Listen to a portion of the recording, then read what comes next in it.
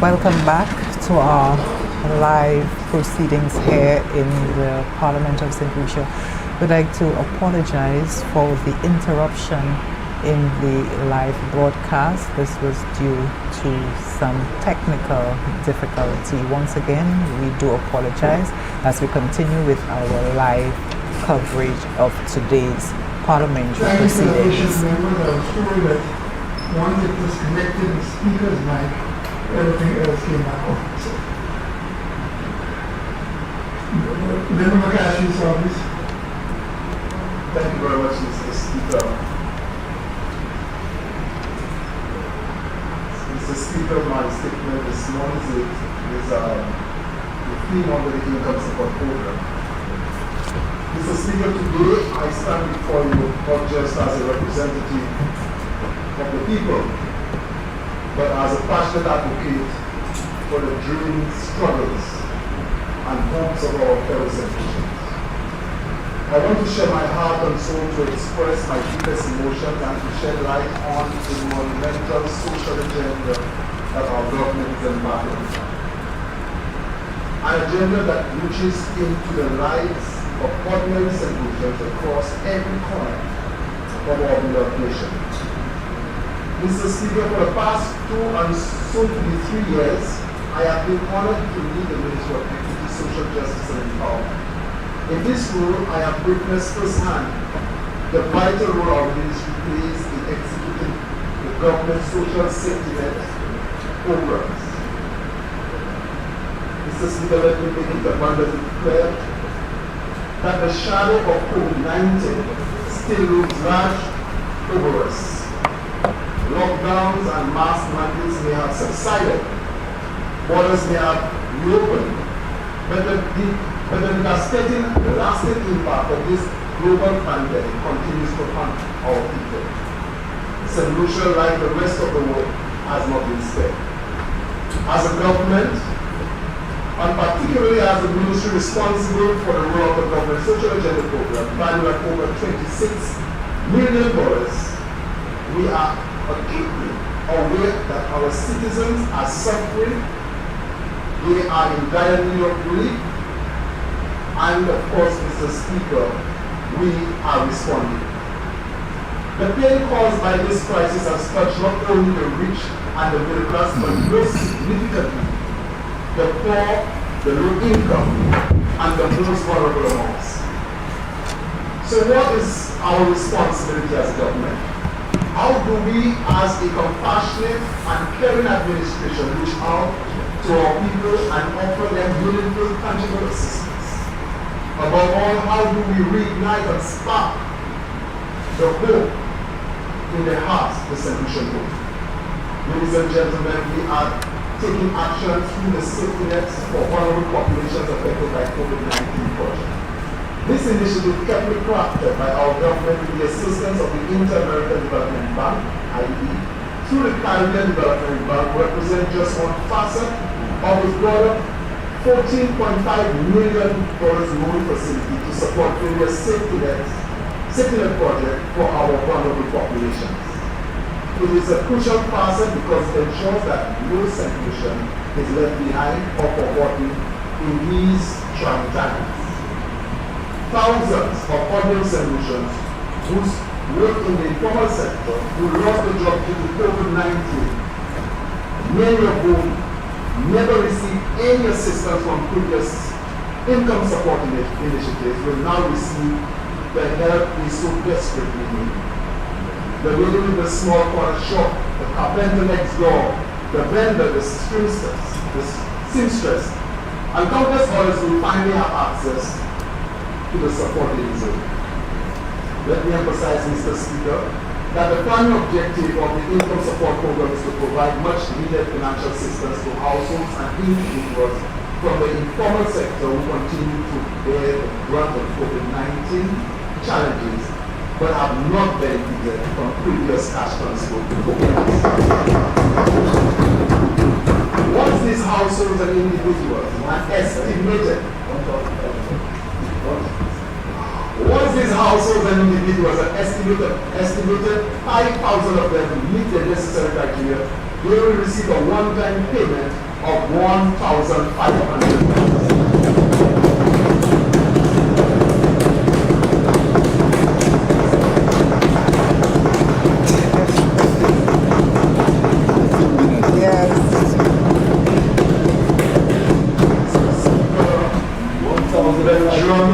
The drum accentuate the point, and as the guy is at Creole. $1,500.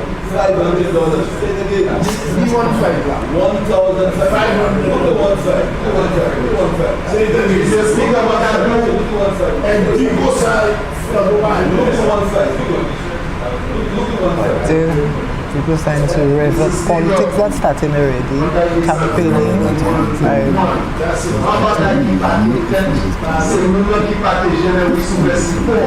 Take that in nous ka chenni parce que pour en moi qui ka vini là presque 5,000 moun kay receive $1,500 monthly.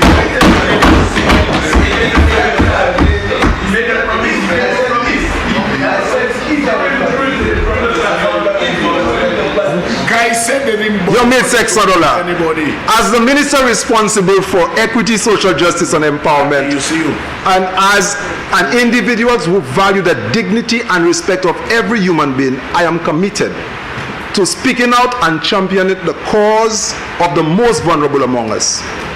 I am fortunate to be surrounded by a dedicated team of technocrats and staff who share this passion and conviction. We understand that serving, uplifting, and empowering the less fortunate is our top priority, putting our people first. Too often, Mr. Speaker, the voiceless among us remain unheard. It is our duty, those of us with the means, to advocate on their behalf. Providing financial assistance is essential, but we can do even more by raising our voices and becoming advocates for the less fortunate and marginalized in our society, a function which this Prime Minister have accentuated in the business of presenting his budget. Recently, I've made this point to distinguished French Kiwanis Club delegation, urging them to use their influence for good, and today I extend this challenge to all of us in this chamber and to the entire nation to become our brother's keeper and be a voice for the vulnerable. I urge all of you to advocate for better and more comprehensive support for the nation's most vulnerable, including our children, our young people facing challenges, our differently able population, our older citizens, and our single mothers. This impactful income support program for 2023 underscores our government's unwavering commitment to leaving no one behind in the aftermath of the pandemic. It reflects my ministry's mandate to safeguard the well-being of our citizens. As the minister responsible for equity, I remain deeply concerned about the plight of our most vulnerable in our nation. I witness their struggles daily. I hear the cries for help. I see the challenges not only through my ministry, but also in my constituency office, where I serve as parliamentary representative for Castries Southeast, an area with a significant low-income population. Today, I want to say to those individuals, we hear you. We are providing additional relief. Please take advantage of the new support mechanism. Apply by visiting the Government of St. Lucia's website, www.govt.lc, Income Support Program. The deadline for submitting completed application is October 30, 2023. Makadi lani deadline ataka even boot uni po ale asu internet la si ou kayo e ko pasale asu internet la ou samade se mamay la pou wedo lani ga koto sa ale ko sa fait application exchange nou ka lani deadline so impact c'est pas les bayon qui ka fait application parce que internet la ouvert pour tout le monde. So everyone is invited to put in their application on that website. The rollout for the income support program commenced September 19th and will continue for the next 6 weeks. Well, how we? Nou buy tout moun laptop, plani laptop a kaila, nous bay chaque maman un laptop ou ça service à aller like ou ça fait application à présent. Mr. Speaker, it's important to note that we will, when the time for receiving application comes to an end, then we will assess those who need it most. The application does not ask for your political party. It asks for the situation associated with COVID and how you were impacted as a St. Lucian. And it's on that basis you will be assessed to receive the $1,500. Notice it is not something that is geared towards any group of individuals, but all St. Lucians will benefit. $1,500, $1,600. Et moi changer premier ministre là de dire bagaille il te kay bay cette lissière pour Covid $1,500. Si c'était premier ministre, oui, il dit ça. So après ça, il c'est premier ministre, moun ka oui souver $1,500. Now more than ever our government is demonstrating its unwavering support for the most vulnerable in our society. Now more than ever we must unite in this advocacy effort and support our government as it strives to uplift our citizens, especially those who are less fortunate among us. Today, let us be the change we want to see in our nation. Let us become the champions of hope and prosperity for all. Makadi tout moun ki ka koute bon matin, gouvernement ha moutwek et ki ka démontrer à dans manière qu'il faut nous mêler avec moun qui vulnérable, nous mêler avec moun qui pauvre et nous mêler avec moun qui ka souffert et moun qui ka continuer souffrir en population yo, surtout pour raison COVID-19 côté chay moun perd travail et là ni moun qui pas comme mettre pied yo à terre, yo pas vieux commencer la vie. Et c'est pour raison ça là nous ka fait là ça là changer ça ka vini presque $7 million. $7 million to roll out, and it's only part of a $14 million loan support for vulnerable population. Much less if we had the other $7 million for vaccine. Yes, sir. Yes, if we had vaccine, we would have given them $3,000. But I'm telling you, yes, yeah. Si nous tenons la vaccine, peut-être que nous avons presque $3,000 plutôt que $15,000. But let us say, mais nous avons remercié bon Dieu pour ça nous et ça fait une différence. Ça pas toute bagaille, mais il y a une contribution pour faire la plus à l'aise côté ça supporter côté nous avons acheté monnaie pour faire plus bas quand nous voulons nous servir ce pays ça là. Merci à Mr. Speaker.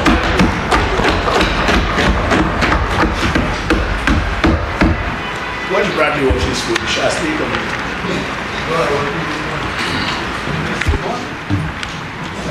Minister for Infrastructure. Imagine we ran $7 million, 3,500. If we had the vaccine money, 3,000 million.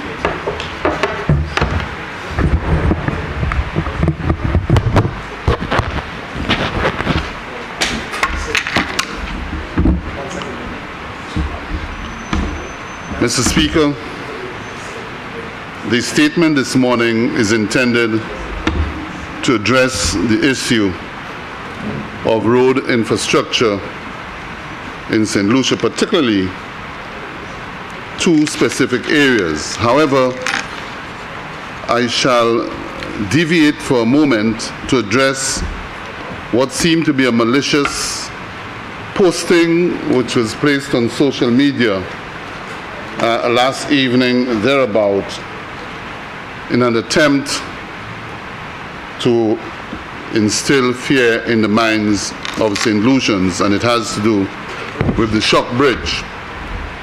Mr. Speaker, in January of this year, 2023, through the Road Maintenance and Asset Maintenance Management System, the ministry was able to detect some obvious depressions in the Shock Bridge. We have been monitoring it ever since and have seen some progression in the depressions and have taken certain action. The Shock Bridge was constructed some 30 to 40 years ago, maybe about 49, 50, in 1972 thereabout, when the Castries-Grosley Highway was upgraded. The composite structure, Mr. Speaker, comprises 5 elliptical, flat-bottomed, corrugated metal culverts, often called AMCO culverts.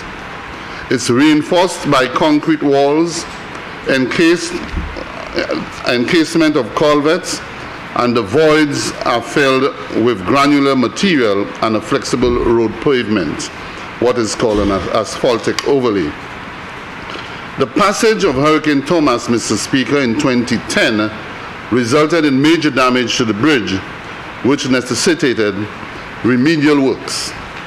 The findings revealed the following. At the time, 3 fully functioning culverts, 1 condemned culvert, 1 deformed but functional culvert. 2, sunken pavement, most likely due to the dissipation of base material through fissures in the crown of the culverts over time, particularly after storm surges. 3, cracking around the culvert inlet and outlet due to weathering and erosion.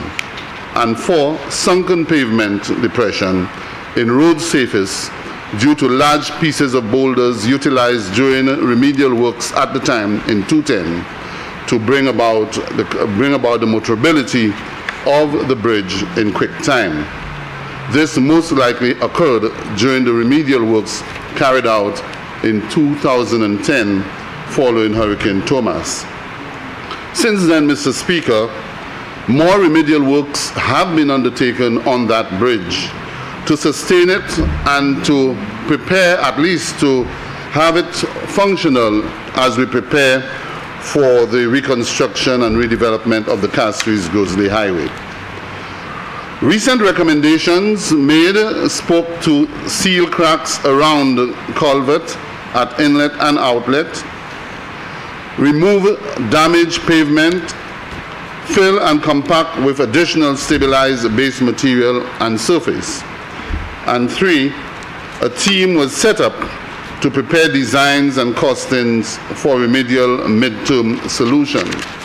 Mr. Speaker, out of the team established, the intention was twofold. 1, to undertake remedial works to allow for the continuous functionality of the bridge while we conclude negotiations for the reconstruction of the Julian R. Hunt Highway, often called the Castries-Grosley Highway, from the Shock Bridge all the way to Grosley. These discussions, Mr. Speaker, obviously caused certain immediate, medium, and long-term decisions, and it was agreed that we will go with a medium-term decision. In January, the investigation was completed. In March, topographic survey was completed. In June 2023, the designs were commenced. In July, submission of the designs, draft submissions were made, and in August, the designs were reviewed and approved. The decision is, Mr. Speaker, that the department will proceed with the remedial works, which will mean to rectify the current situation, which is quite obvious, and to allow for the sustainability of the road as we prepare for the construction of the Julian R. Hunt Highway.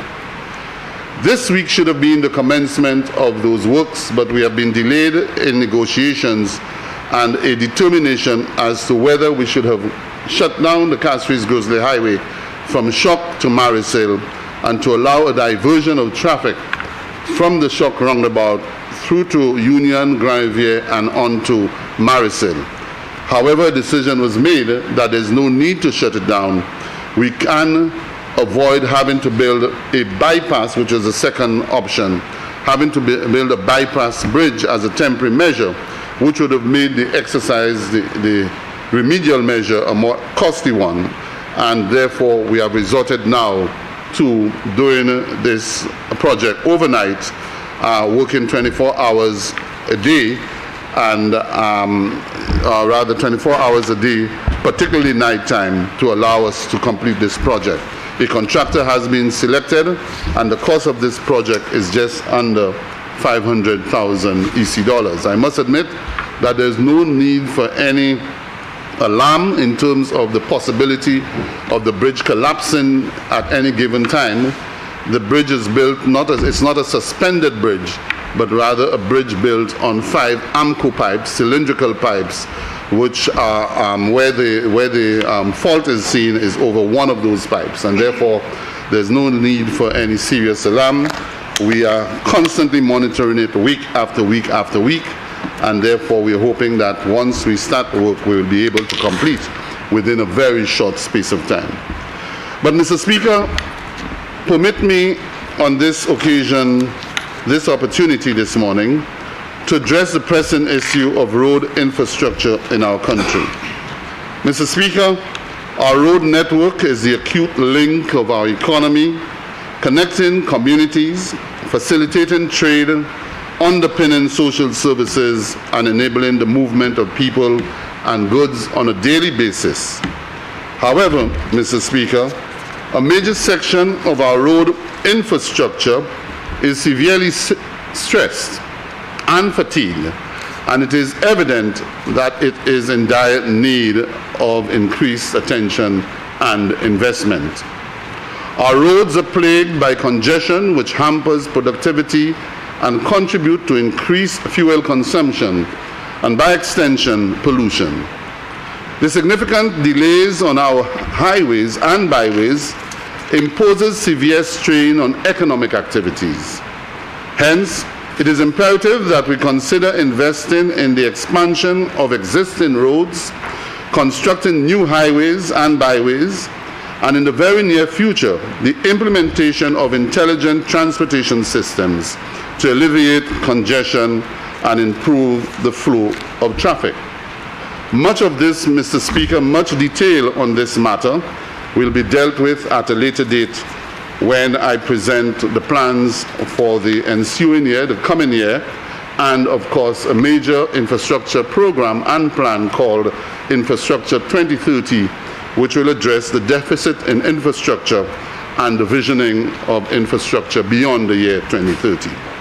Notwithstanding our need to reduce congestion on the road network, Mr. Speaker, today my focus is on the ongoing initiatives being undertaken by the Department of Infrastructure to maintain our existing road network as we prepare for some major investment and overhaul of the country's infrastructure. The department is committed to its priority of the maintenance and rehabilitation of all roads to ensure the safety and well-being of our citizens. Through the Road Maintenance Management System, the department continues regular inspections of roads, bridges, culverts, and hence the reason why we're able to detect the activity on the Shock Bridge, and in the general infrastructure in our endeavor to institute timely interventions and the use of durable and sustainable materials in road maintenance and construction. Furthermore, our road infrastructure must be designed with sustainability in mind. Climate change is a reality, and our roads should be resilient to its impacts. This includes incorporating climate adaptation measures such as proper drainage systems to mitigate flooding and using environmentally friendly materials that reduce carbon emissions. An example of this sustainable design is the Millennium Highway and West Coast Road Rehabilitation Project. There are a suite of initiatives, Mr. Speaker, which have been programmed for the third quarter, October to December 2023. Some of the more critical ones include rehabilitation of critical sections of the East Coast Road, for which there is a budgetary allocation. 2, rehabilitation of the Shock Bridge, again, which has been budgeted for this quarter. Rehabilitation of Austin Hill, for which negotiations have just been completed and a contract to be awarded. Maintenance of critical roads, rehabilitation of the West Coast Road, and the reconstruction of the Ancillary Bridge. For this presentation, Mr. Speaker, my focus will be on 2 main initiatives: maintenance of critical roads, and 2, the Millennium Highway and West Coast Road Rehabilitation Project. Maintenance, Mr. Speaker. The Department of Infrastructure, recognizing the need to prioritize the maintenance of our roads, particularly as we recognize the impact of changing climatic conditions and the aging road network, developed a road maintenance program for a period of 6 months to be implemented island-wide. This program, which will be implemented this fiscal quarter, seeks to combine the efforts of the department's in-house expertise together with that of competent and capable private contractors to maintain the roads in an efficient and timely manner.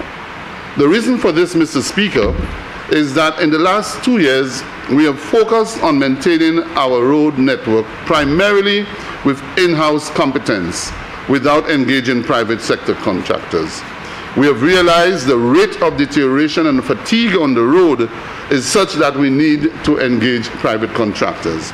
And so that program has been developed to engage the private sector contractors to expedite the process of erasing that deficit, and in-house competence to deal and pay attention to some of the more critical needs. The total cost of implementation of this particular and dedicated initiative is $4.5 million, and the details of which will be released at some time to members. Millennium Highway and West Coast Road Reconstruction Project, Mr. Speaker. On the Millennium Highway, the contractor is C.O. Williams Construction Barbados Limited.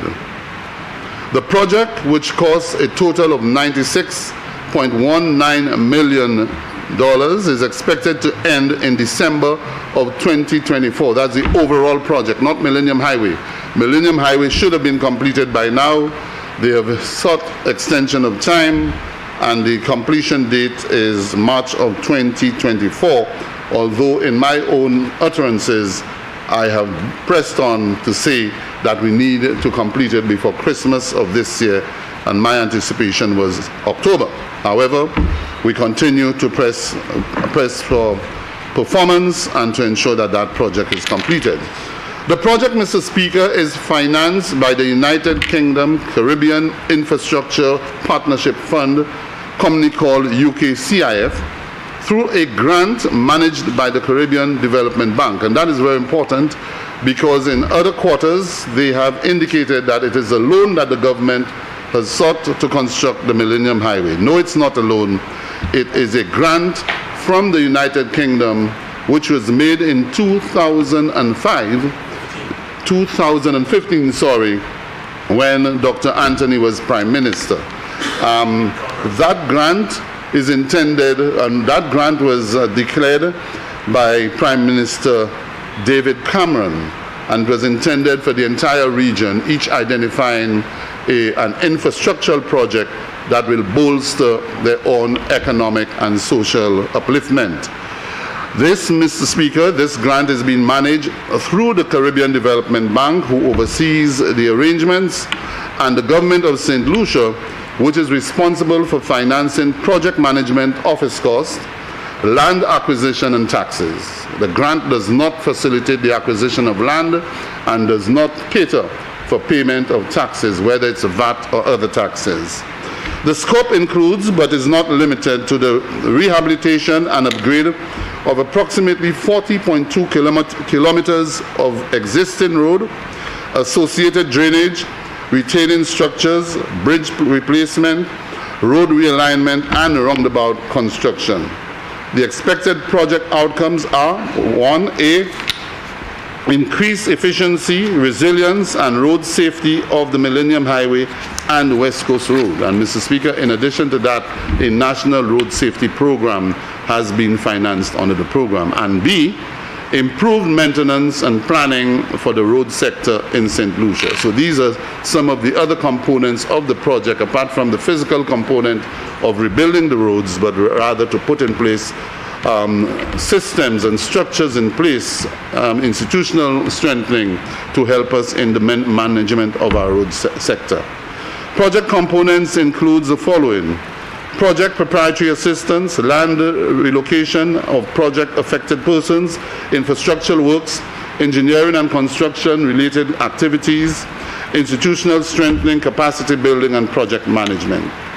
Mr. Speaker, under the infrastructure work undertaken, or to be undertaken, the project entails the rehabilitation and reconstruction of approximately 40.2 kilometers of road, originally separated into 3 components that were identified as lot number 1, which is the Millennium Highway to Cul-de-sac roundabout, lot number 2, cul-de-sac to ancillary, which includes the reconstruction of the ancillary bridge, and lot 3, ancillary to Soufre leg, and that goes on to the Soufre bridge.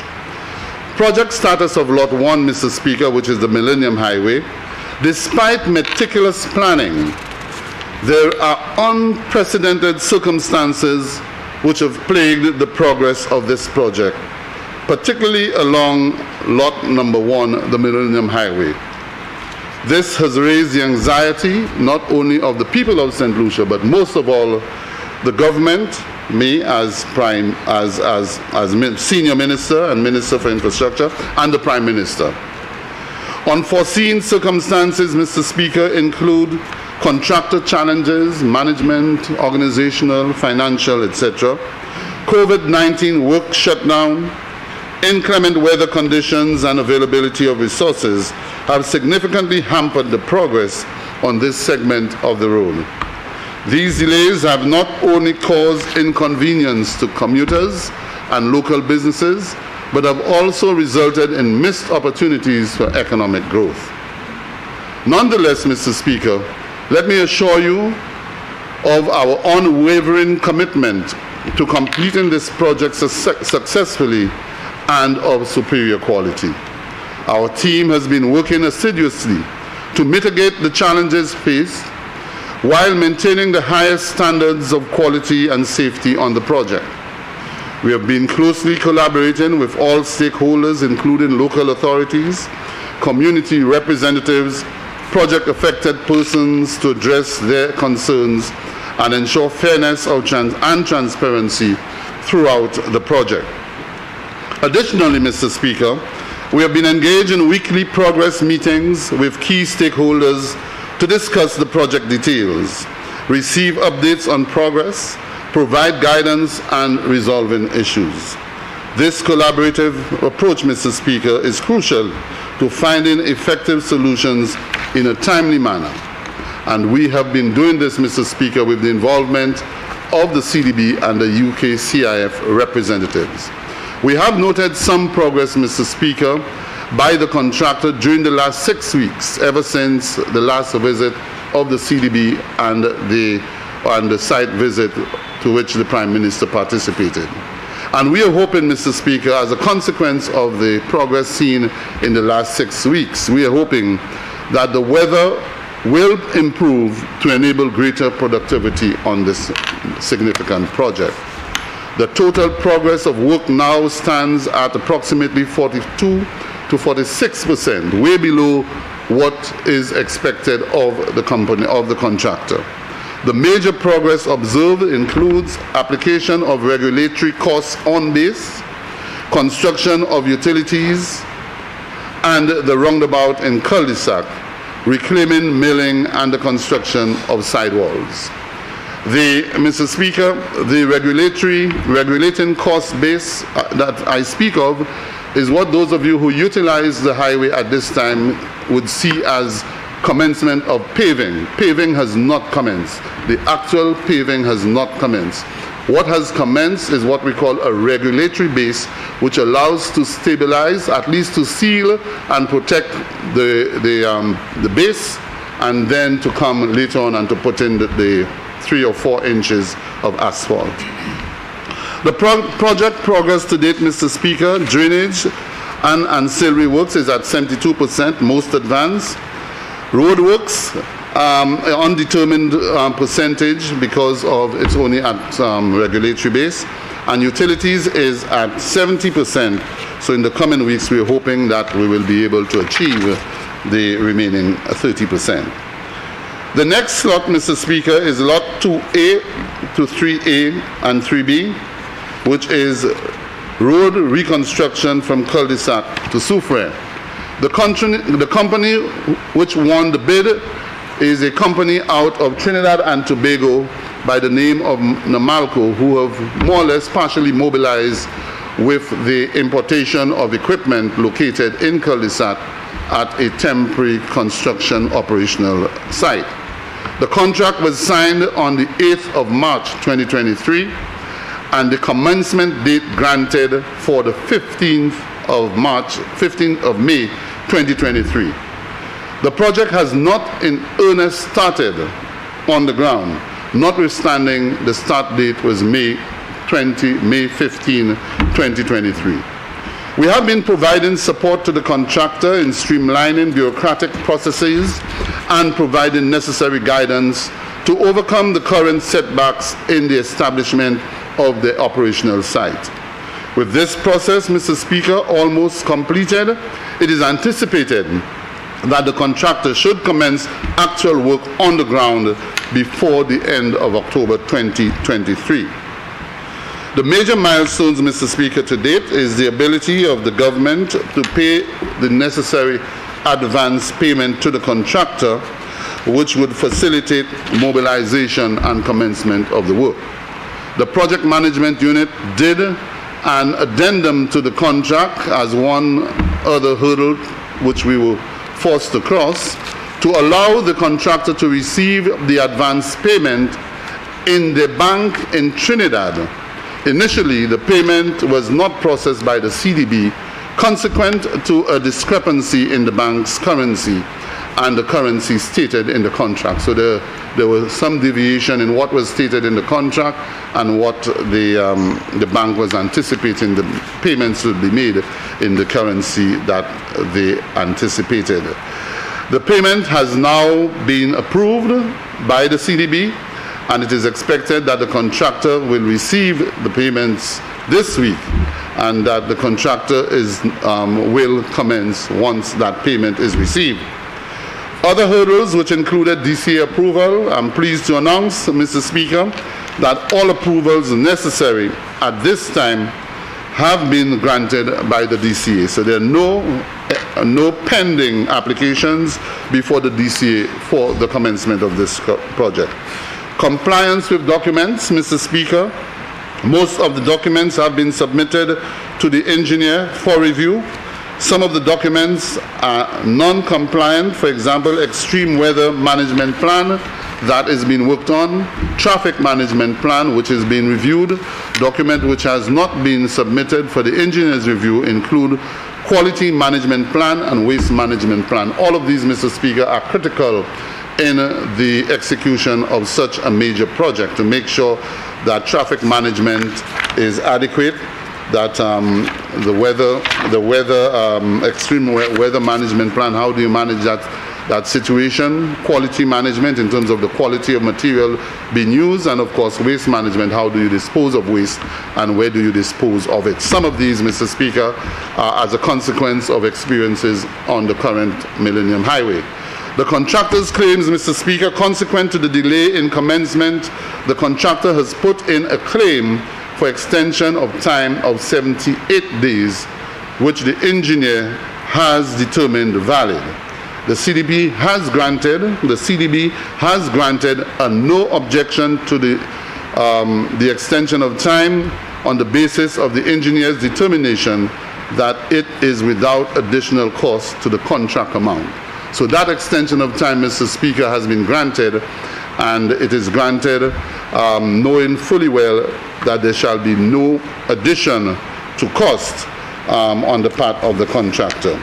It should be noted, Mr. Speaker, that the revised time for completion of the infrastructure works for lots 2A, 3A, and 3B is July 31, 2024, which is outside of the current disbursement period for the project. So it is important, Mr. Speaker, that considering the time by which the project will be completed, and that is lots 2, 2A, 3A, and 3B, that there is a need for even greater aggression to ensure that the contractor performs in an efficient and timely way.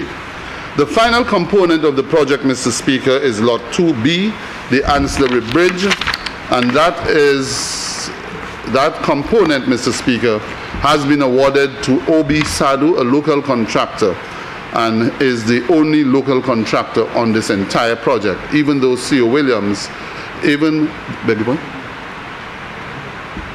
Yes, Mr. Speaker. Yes, Mr. Speaker. That project was tendered. All of the components, Mr. Speaker, everyone was tendered, and it comprised contractors not only from St. Lucia and the Caribbean, but also member countries, member shareholders of the Caribbean Development Bank, including the People's Republic of China, and of course the United Kingdom. The Ancillary Bridge, Mr. Speaker, OB Sadu, local contractor, we are proud that he was able to make it. The contract was signed on the 16th of March 2023. Commencement date is April 17, 2023. Major milestones, Mr. Speaker: compliance with documents except for the work program. All other submissions are compliant. All other submissions are compliant with the exception of the work program, which needs to be approved. Project affected persons, what we call the PAPs, project affected persons, and that is because, Mr. Speaker, particularly in the area of the bridge, a number of residents in the ancillary area must be relocated. The government has proceeded to identify a location for those individuals. The lands have been surveyed and earmarked, and persons have been given an indication of their lots, and we are now presently completing designs for the construction of those homes. However, the government has secured temporary location to house those individuals, and so we have been working with them in that regard. There are 5 households to be relocated to give the contractor full possession of the site, even though he's already on starting work. 3 individuals have accepted and signed the entitlement packages. 1 of the 3 individuals has temporarily relocated in preparation. Regarding the other 2, 1 individual did not want to move to the place, and we believe that it's more than just his own decision not to move, but we believe that his own color is affecting him. And when I speak of color, I speak of his political color is influencing him in making a decision of national interest rather than a political decision. Also, Mr. Speaker, the 3rd individual, who is not the owner of the property on which he occupies, has been given notice to vacate the premises, and soon he should be moving. The chief surveyor from the Department of Physical Development is involved, and up to last week was on site ensuring that the 2 problematic individuals were engaged, and of course to ensure that the objections are registered. An agreement has not yet arrived, but we're hoping, Mr. Speaker, that by the 9th of this month, all persons will be relocated. There is one settlement to be made, Mr. Speaker, and that is the contractor is currently working with that person, and it's really one who operates a block facility. The structure is scheduled to be completed by the contractor to relocate this block facility, and it will be ready for the 11th to the 15th of October to facilitate that relocation. Utilities, Mr. Speaker, on that segment of the road, or rather the bridge, the utility companies are to provide estimates for relocation of utilities, utility poles, water, etc. Mr. Speaker, investing in our road infrastructure is not just an economic imperative. It is a commitment to the well-being and prosperity of our nation. Hence, I urge all of you to support the need to prioritize the development, maintenance, and modernization of our road network. Next year, we're hoping there will be an intensified program of infrastructure in the country. And I must thank the Prime Minister for being patient and supportive in our endeavors to bring St. Lucia's infrastructure up to the standard of the international world. Let us work together to build a robust, sustainable, and well-connected road infrastructure that will drive our nation towards a brighter future. I thank you.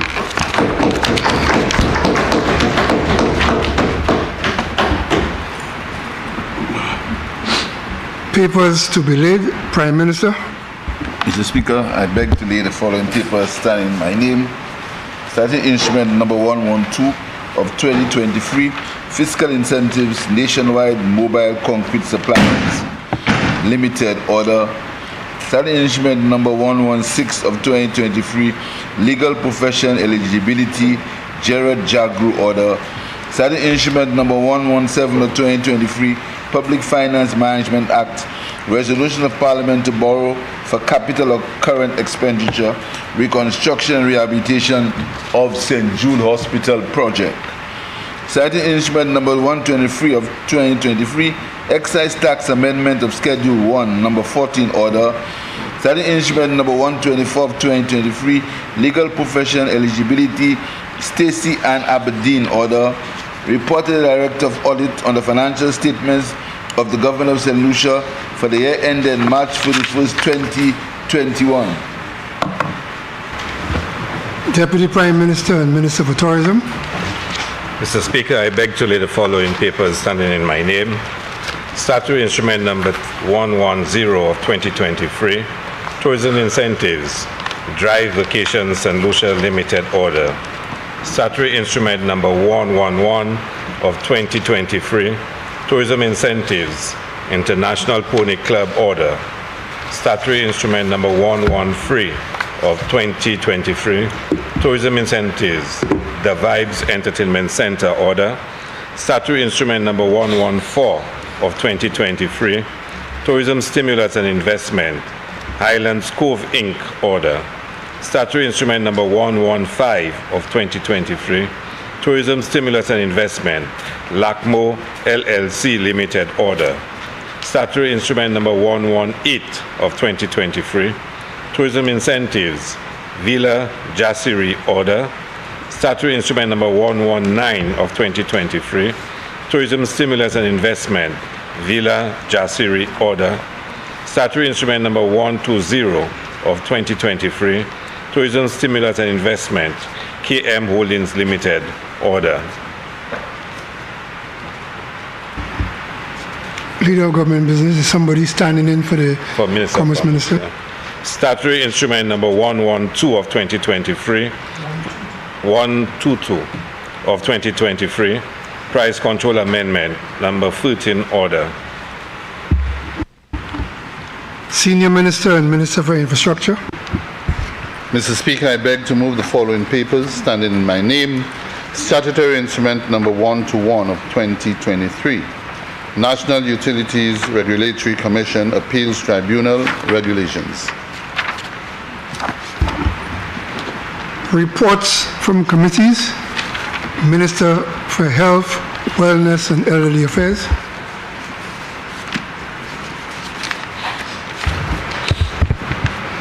Mr. Speaker, I beg to lay the following reports standing in my name.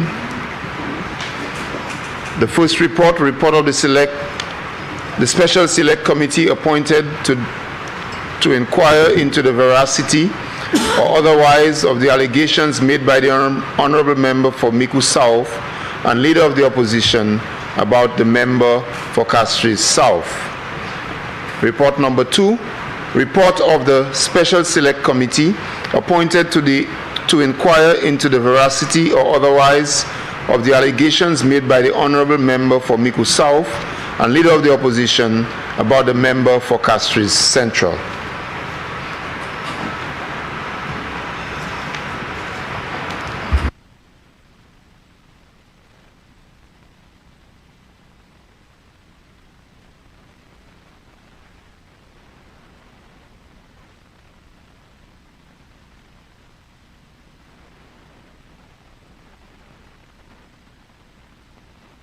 Member has laid the document. Does he wish it to be debated today?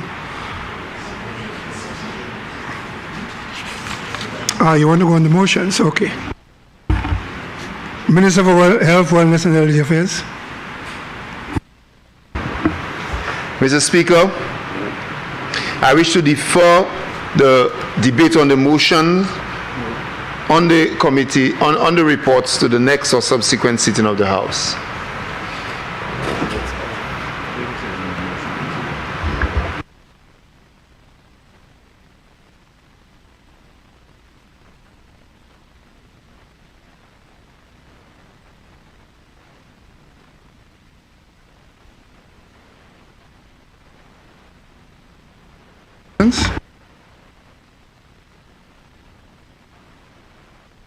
Mr. Speaker, I beg to move the following motion standing in my name.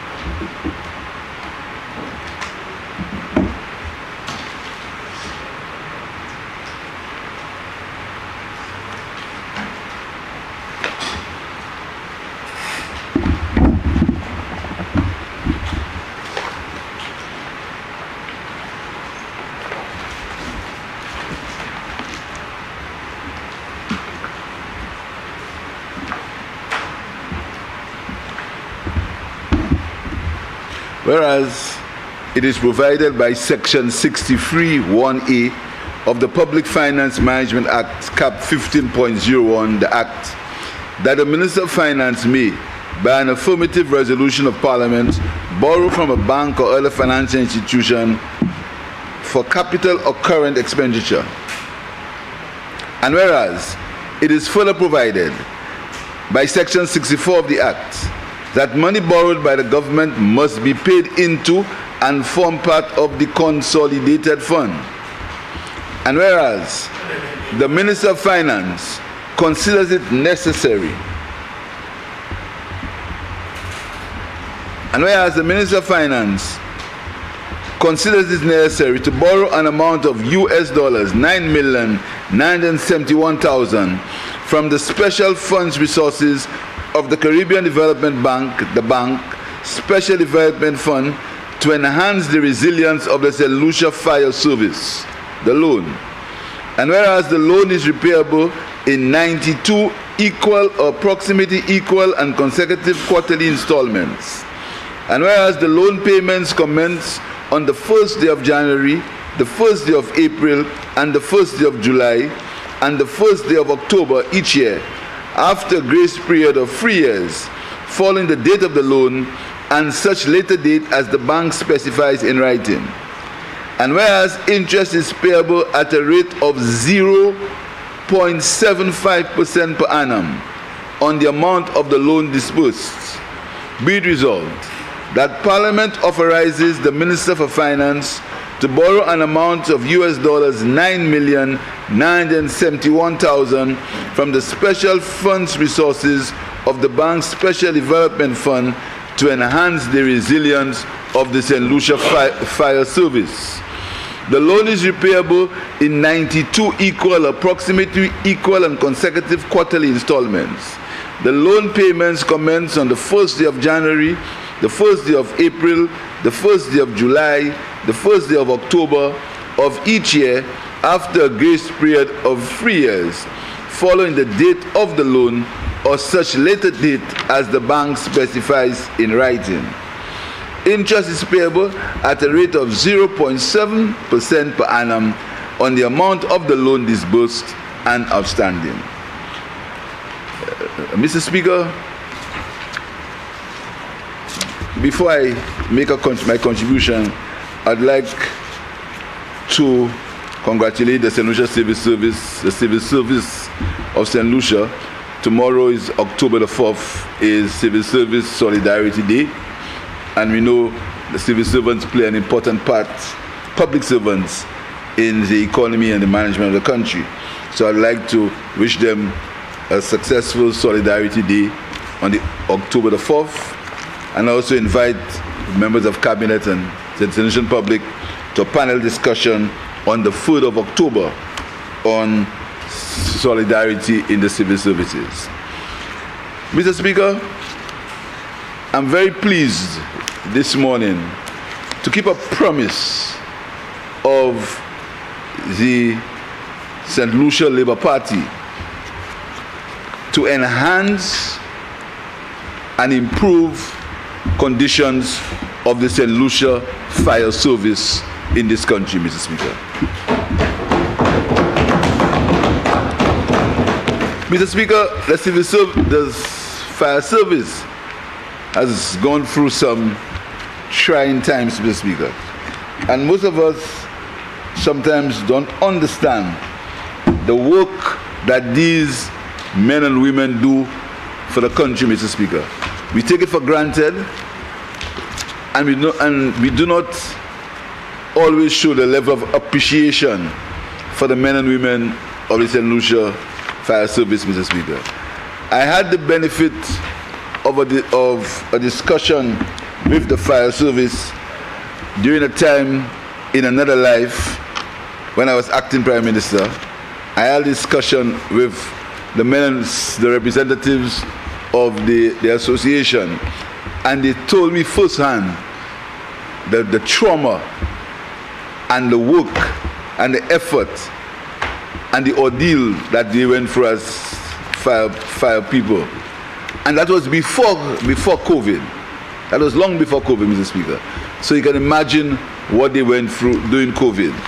And I want to put on record again the appreciation of the government and the cabinet and the government of St. Lucia, and on behalf of the people of St. Lucia, Mr. Speaker, our sincere gratitude to the men and women of the St. Lucia Fire Service for the work that they do in St. Lucia for the people of St. Lucia.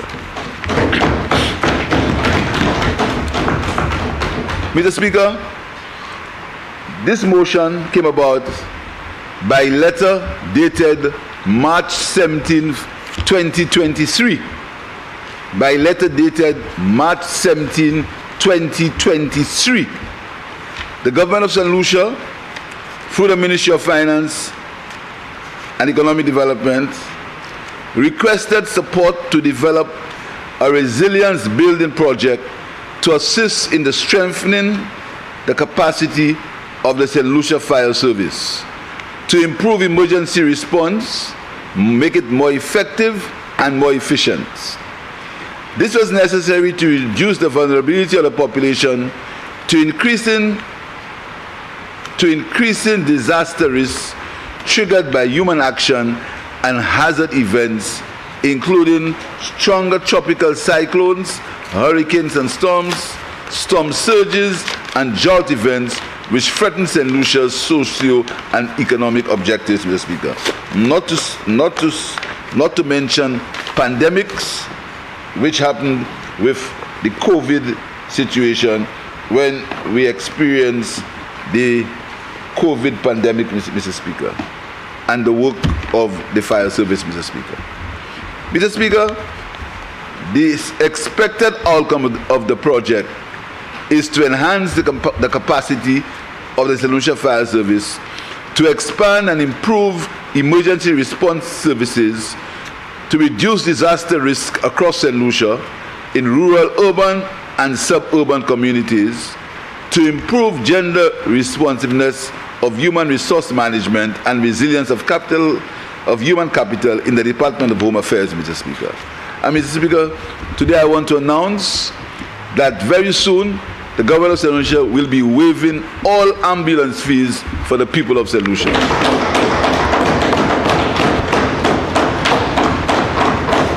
This is part of the work. This is about the benefits of the health and security levy, Mr. Speaker. And we will account to the people of St. Lucia, not in a black box, but we will tell them, Mr. Speaker, how the health and security levy is being spent. Only this morning, we increased resources to the St. Lucia police force, and the health and security levy will be used for training. for effectiveness of the police force, Mr. Speaker. So we will account for the health and security levy. We will not put it in a black box that has never been found. Mr. Speaker,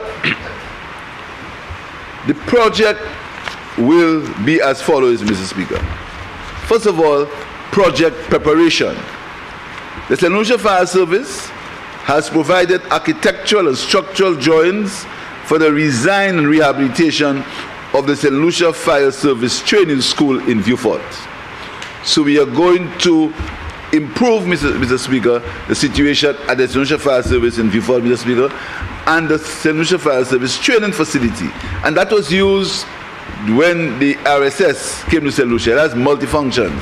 It was used when the RSS came to St. Lucia. They were housed at the training school in Vieux-Fort, Mr. Speaker. Mr. Speaker, the money will be used for 2 parcels of land owned by Invest St. Lucia in Vieux-Fort, being one 24,500 square foot concrete warehouse with galvanized cladding situated at the Vieux-Fort Industrial Zone. That's where it is now, Mr. Speaker, and the land registered in that name, in the name of Invest St. Lucia, Mr. Speaker. That's what the money is going to be used for. It's going to be used, Mr. Speaker, for infrastructure works, for the reconfiguration and retrofitting of the St. Lucia Fire Service Training Center and the practical training grounds to satisfy TVET standards and to facilitate expanded and specialized training programs for the St. Lucia Fire Service, the Royal St. Lucia Police Force, and the National Emergency Management Organization, NEMO, and the Regional Security System, Mr. Speaker. The money is going to be used for engineering and construction-related services and consultancy services to provide design and construction supervision of the infrastructure works being done at the St. Lucia Fire Service Training School, Mr. Speaker.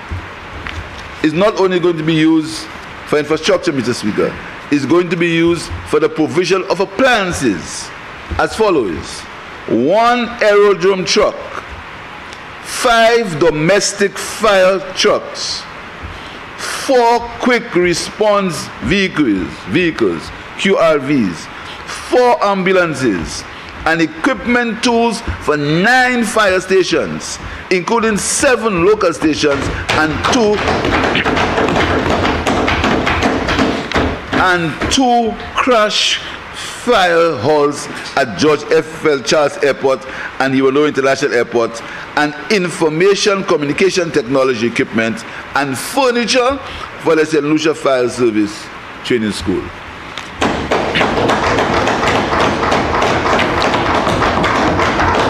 And Mr. Speaker, I want to speak, please allow me a few moments, Mr. Speaker, to deal with the situation at the aerodrome, Mr. Speaker.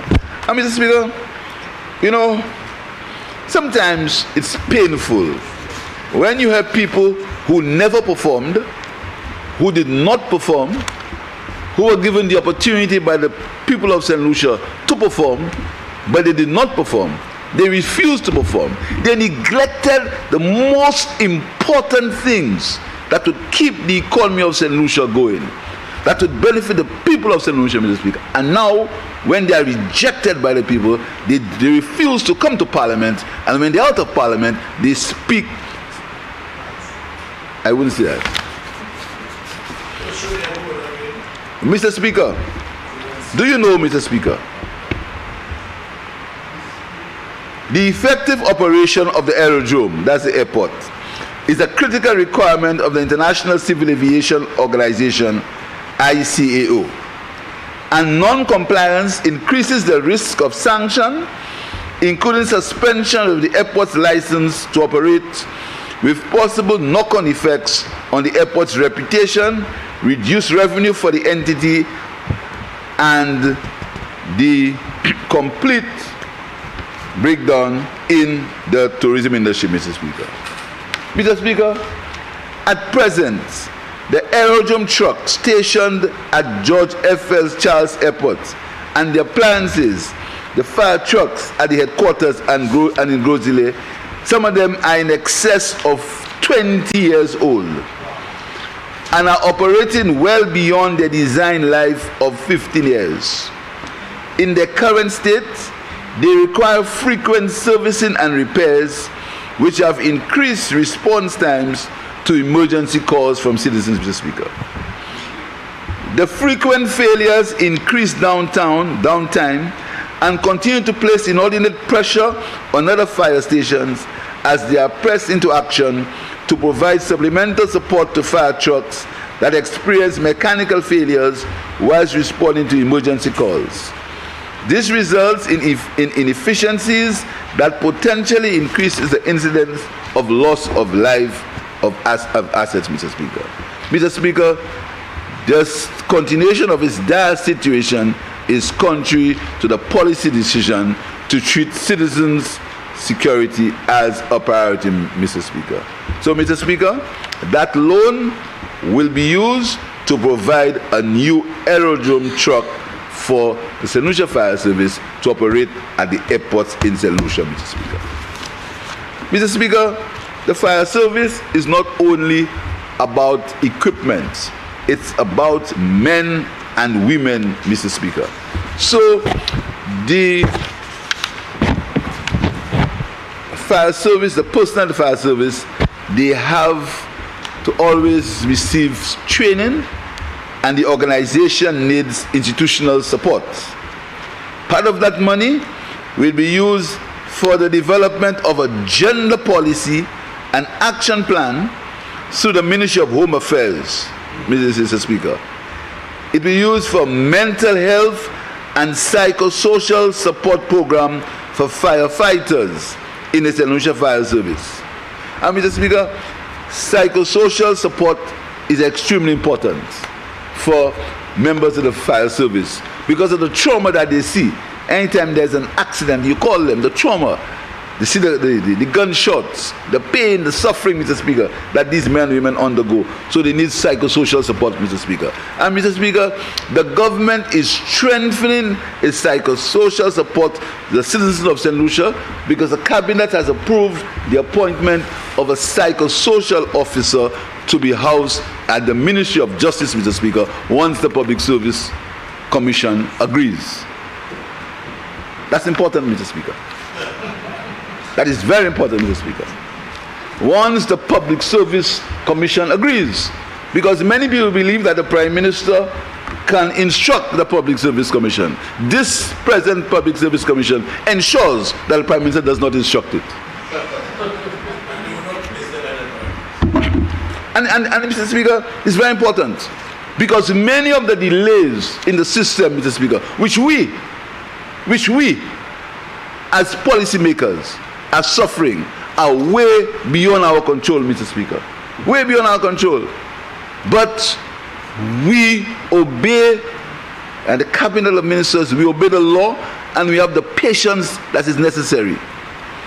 So we hope that the psychosocial support that we are asking for the Ministry of Justice, in the Ministry of Justice, Mr. Speaker, we hope that that support is given because it is necessary, it is required, and it's part of the government's policy, the approach to combat crime and deviancy in this country, Mr. Speaker.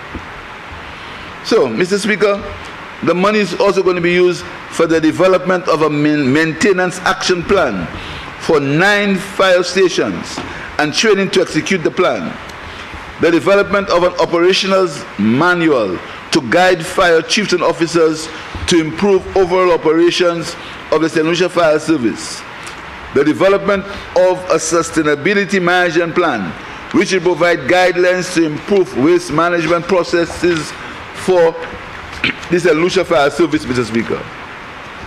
Mr. Speaker, the money will also be used for capacity building, technical training for at least 329 fire officers at this time, Mr. Speaker, and the numbers have increased. Now I think it's about 340, which comprises of 270 males and 70 females, Mr. Speaker. And I'm very pleased to say, Mr. Speaker, that men are the most the majority of fire service are men. They're represented in the frontline fighting, Mr. Speaker. But there are 11 women who are supervisors at the mid-management level, Mr. Speaker. So there's gender balance. Minister of Home Affairs. She says, not yet. Mr. Speaker, and the St. Lucia Fire Service is an equal opportunity employer. And Mr. Speaker, so part of the funds, at least 230,000, will be used for gender policy and action plan, Mr. Speaker, for the St. Lucia Fire Service, Mr. Speaker. Mr. Speaker, the money is going to be used for capacity building. I said technical training in the appropriate use of fire appliances, including quick response vehicles, the use of the quick response vehicles, Mr. Speaker, to avoid accidents, to respond in an efficient manner, to improve their skills, Mr. Speaker, in driving these vehicles, Mr. Speaker. There is also quick response vehicles, the air-drum truck, how to operate it, breathing apparatus, and maintenance service level training for 8 maintenance staff mechanics at all fire stations, Mr. Speaker. It will also involve training for IT staff and to deliver at least TVET level 2 to 3 certification in firefighting. So we are producing global firefighters, Mr. Speaker, that they can use their skill to work anywhere. But we hope they remain in St. Lucia, Mr. Speaker, to work to give their service to St. Lucia, Mr. Speaker. Mr. Speaker, the CDB Board of Directors approved the loan on June 18th, 2023. June 18th, 2023. The loan was approved by the Board of Directors, Mr. Speaker, for an amount of $9,971,000 from the Caribbean Development Bank's Special Funds Reserve and a grant to the government of St. Lucia. The bank saw how necessary that was it. How that intervention was. And it gave a grant of $230,500 US from the CDB Special Funds Resources on the CDB standard terms and conditions and on terms and conditions precedent as set out on this appraisal report. And I'm going to outline to you the conditions precedent, Mr. Speaker, that caused us to have this loan. Mr. Speaker, it's not a situation where we haven't got to report and we haven't got to follow processes, Mr. Speaker. Mr. Speaker, the board also approved a waiver of the CDB's procurement guidelines for projects financed by the CDB. They caused a waiver of the procurement guidelines to extend eligibility of bidders for the contract of bidders for the aerodrome, the fire truck, the ambulance, the firefighting, the foam equipment, and the appliances to countries not members of the CDB. So there's going to be a tender process, Mr. Speaker, and the tender process, the CDB has waived the requirement so everybody can tender, so we can get the better price or the best price for the appliances, Mr. Speaker.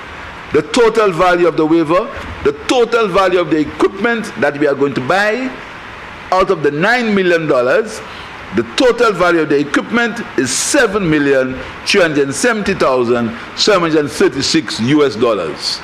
That is the value of the aerodrome and fire truck, the ambulances, the firefighting foam, the equipment and appliances. That is going to be at a value of $7,370,000, Mr. Speaker. Mr. Speaker, the project will be implemented within a period of 30 months. 30 months from the date of approval, and is scheduled to be completed by December 2025. By December 2025, Mr. Speaker, the fire service should be a top-line global fire service, Mr. Speaker, in the aspects that I mentioned. Technical specifications, I must thank the management of the fire service for doing that.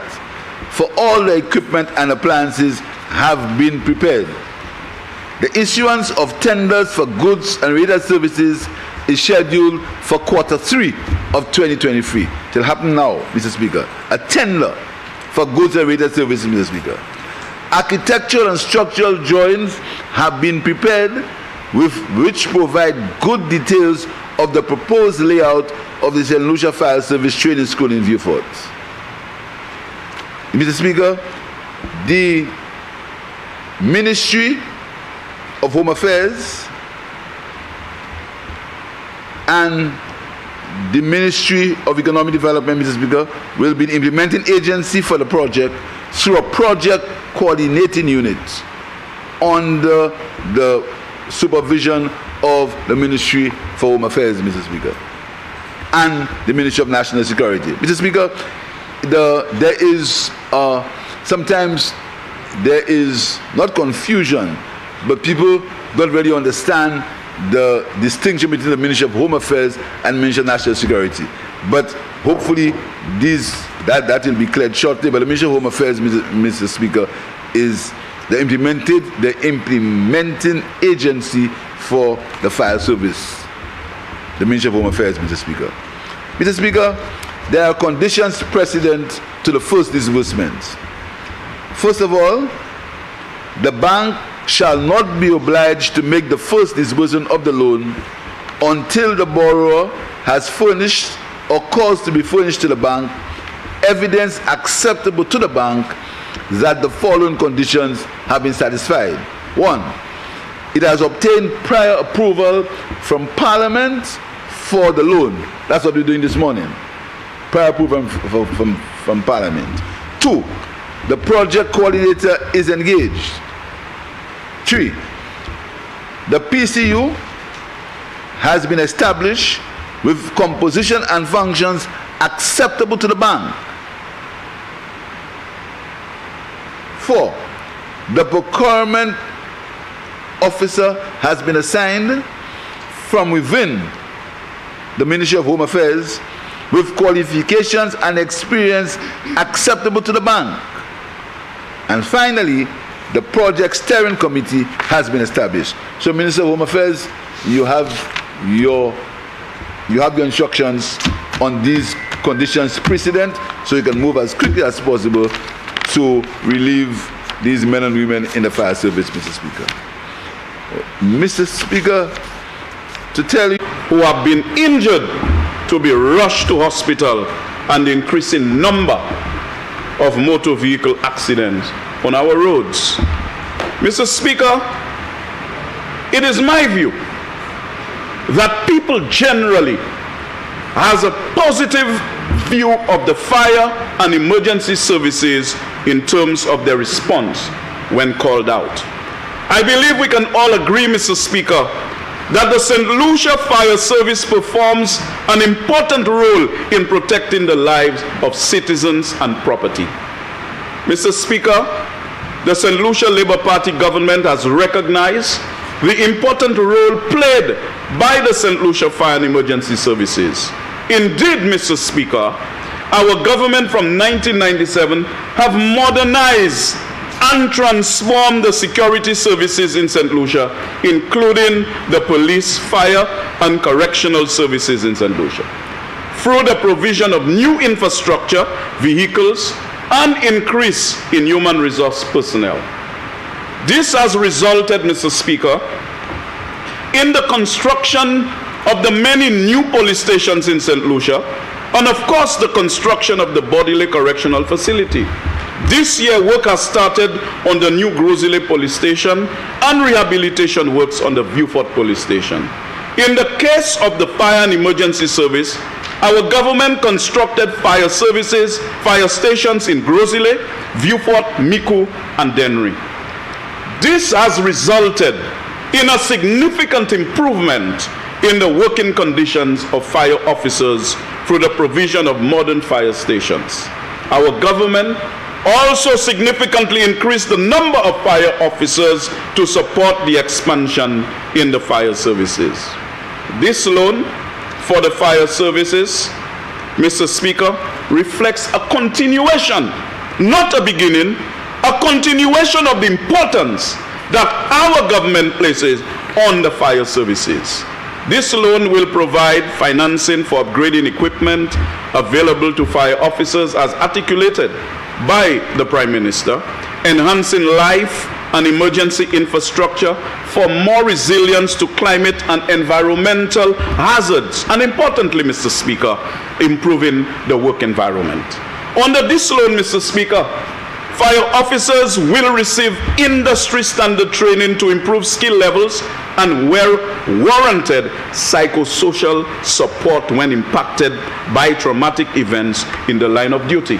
This is something we underestimate all the time in our country, Mr. Speaker, that you send men and women in dangerous situations and there's no debriefing. There is no type of psychosocial support to ensure that they navigate that very traumatic period. The effects of climate change are indeed real, Mr. Speaker, as we all witness the considerable heat these days. Mr. Speaker, and if that level of heat is indicative of what hell is like, all of us supposed to repent and be baptized, for the kingdom of heaven is at hand. Amen?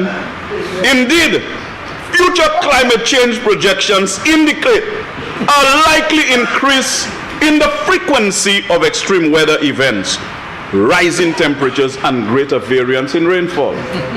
The consequences of climate change to the fire services poses significant challenges, especially during extreme weather events such as storms, hurricanes, and droughts, as well as the secondary hazards which result in floods and bushfires. So it does not matter what conditions exist. We have to send them like Navy SEALs to rescue people and to work under very dangerous circumstances.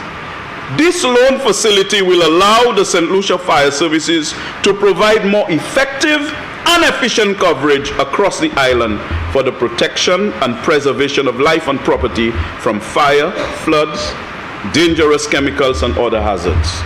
This intervention is indeed timely, Mr. Speaker. Mr. Speaker, this government is being proactive and is anticipating the negative consequences of climate change for the fire services, and is therefore investing the resources that will enable the fire services to adequately respond to the increasing number of weather events and other disasters. The project is to be implemented over 3.5 years and expected to commence in November 2023. Mr. Speaker, our government continues to embark on an effective public debt management strategy which aims to reduce costs and aims at projects that build the sustainability of our economy.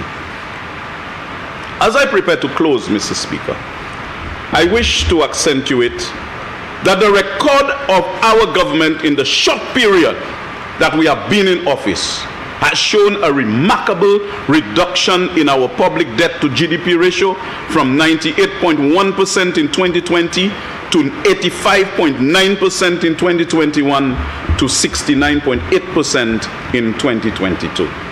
Our government has shown tremendous discipline and exercised great responsibility in fiscal management.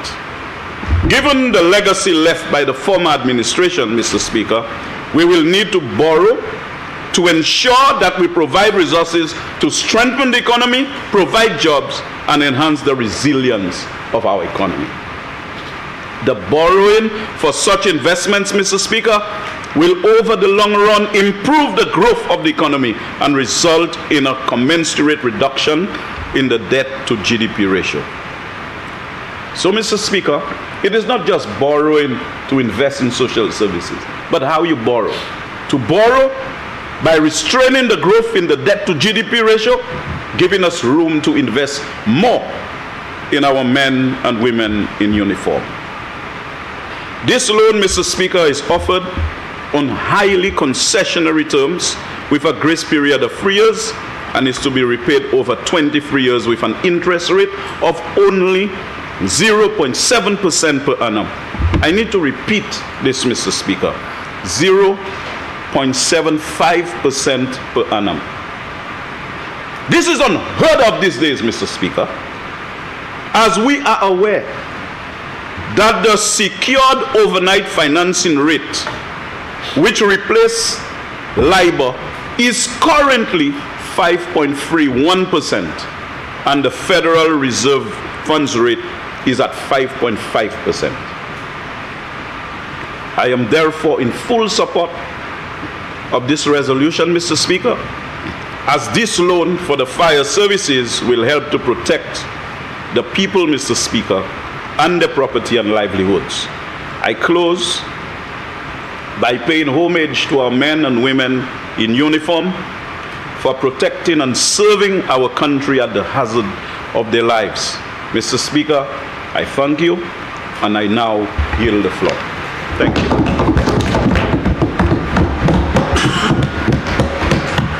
The member for Bavano.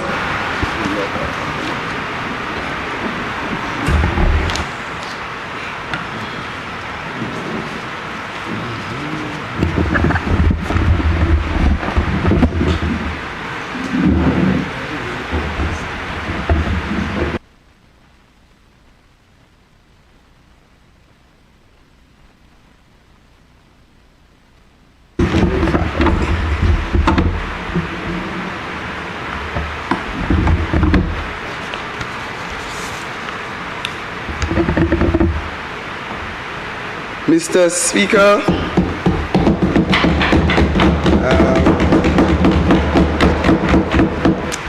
permit me to make a quick departure from addressing the motion on the floor by first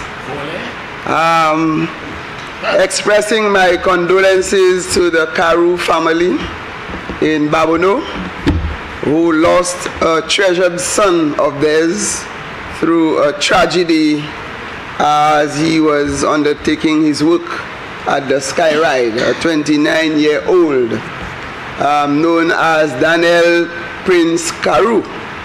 And it was a very sad moment for the people of Babono as well as the Carew family. I want to take this opportunity, Mr. Speaker, to congratulate all teachers this week. This is Teachers Week.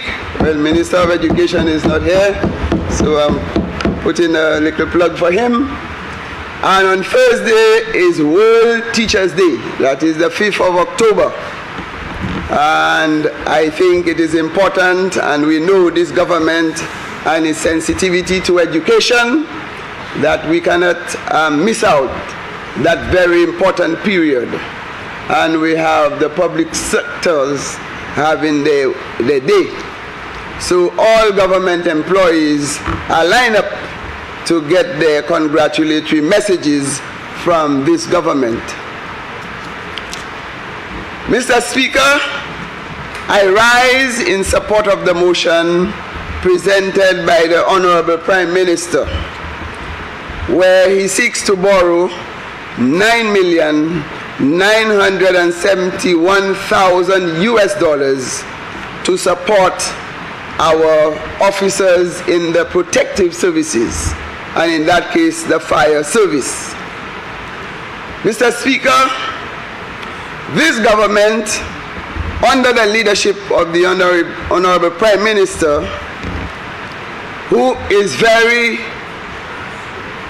good at listening to the voices around him. And sometimes when you believe he has not heard, it's only when he repeats it you realize that he actually heard what was said. This government, Mr. Speaker, is very systematic, very organized, and very strategic in the way it operates. And many times the Prime Minister surprises us, cabinet officers, cabinet members, when he decides on certain areas that he pulls under his watch. Mr. Speaker, when I was appointed as Minister for the Public Service, Home Affairs, Labor and Gender Affairs, the argument was that I think Home Affairs was the one that I had least experience and knowledge of. But Mr. Speaker, what is important about learning is to feel it, smell it, and see it, to see what it is. And Mr. Speaker, on assuming the responsibility for home affairs, I have visited mostly every police station on the island, every fire station on the island. I have visited Bordelais 6 times. Yes, I will stay there one of these days. I have visited the Marine unit many times, probation and parole. So when you get on the ground, Mr. Speaker, you understand it, you feel it, you smell it, you touch it, so you know exactly what it is.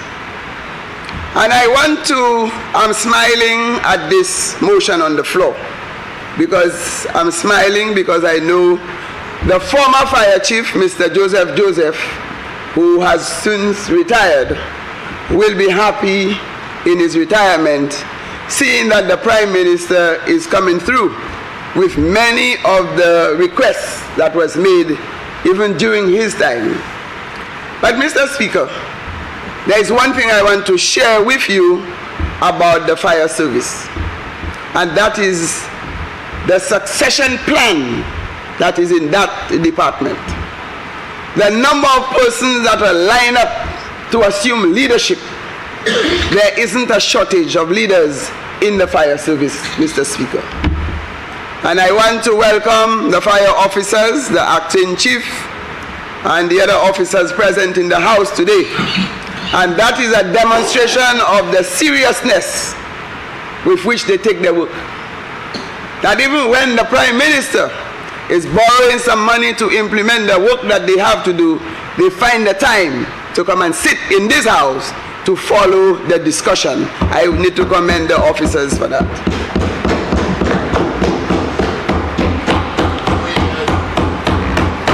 Mr. Speaker, I am due to visit the Babono Fire Station and the Babono Police Station on Thursday this week. That's World Teachers' Day. And I think we are supposed to wear present. We are supposed to be in our school uniform. So I hope I find time to visit the Babono Primary School. That's my alma mater. Thursday, 5th of October. That's World Teachers' Day. And I will be visiting the Babono Fire Station and the Babono Police Station. And I hope my presence in my uniform will inspire the students at the Babono Primary School, because the sky is the limit. And Mr. Speaker, the fire service, all of us knew how valuable that department was, not just for combating fire, but the way they took on COVID-19, Mr. Speaker, and I have said it before in this house, that people thought St. Lucia was New York. When they heard ambulances going in all nook and cranny in St. Lucia to collect and pick up people, there was a gentleman who was very sick. He was so huge. Our emergency medical technicians could not lift him up.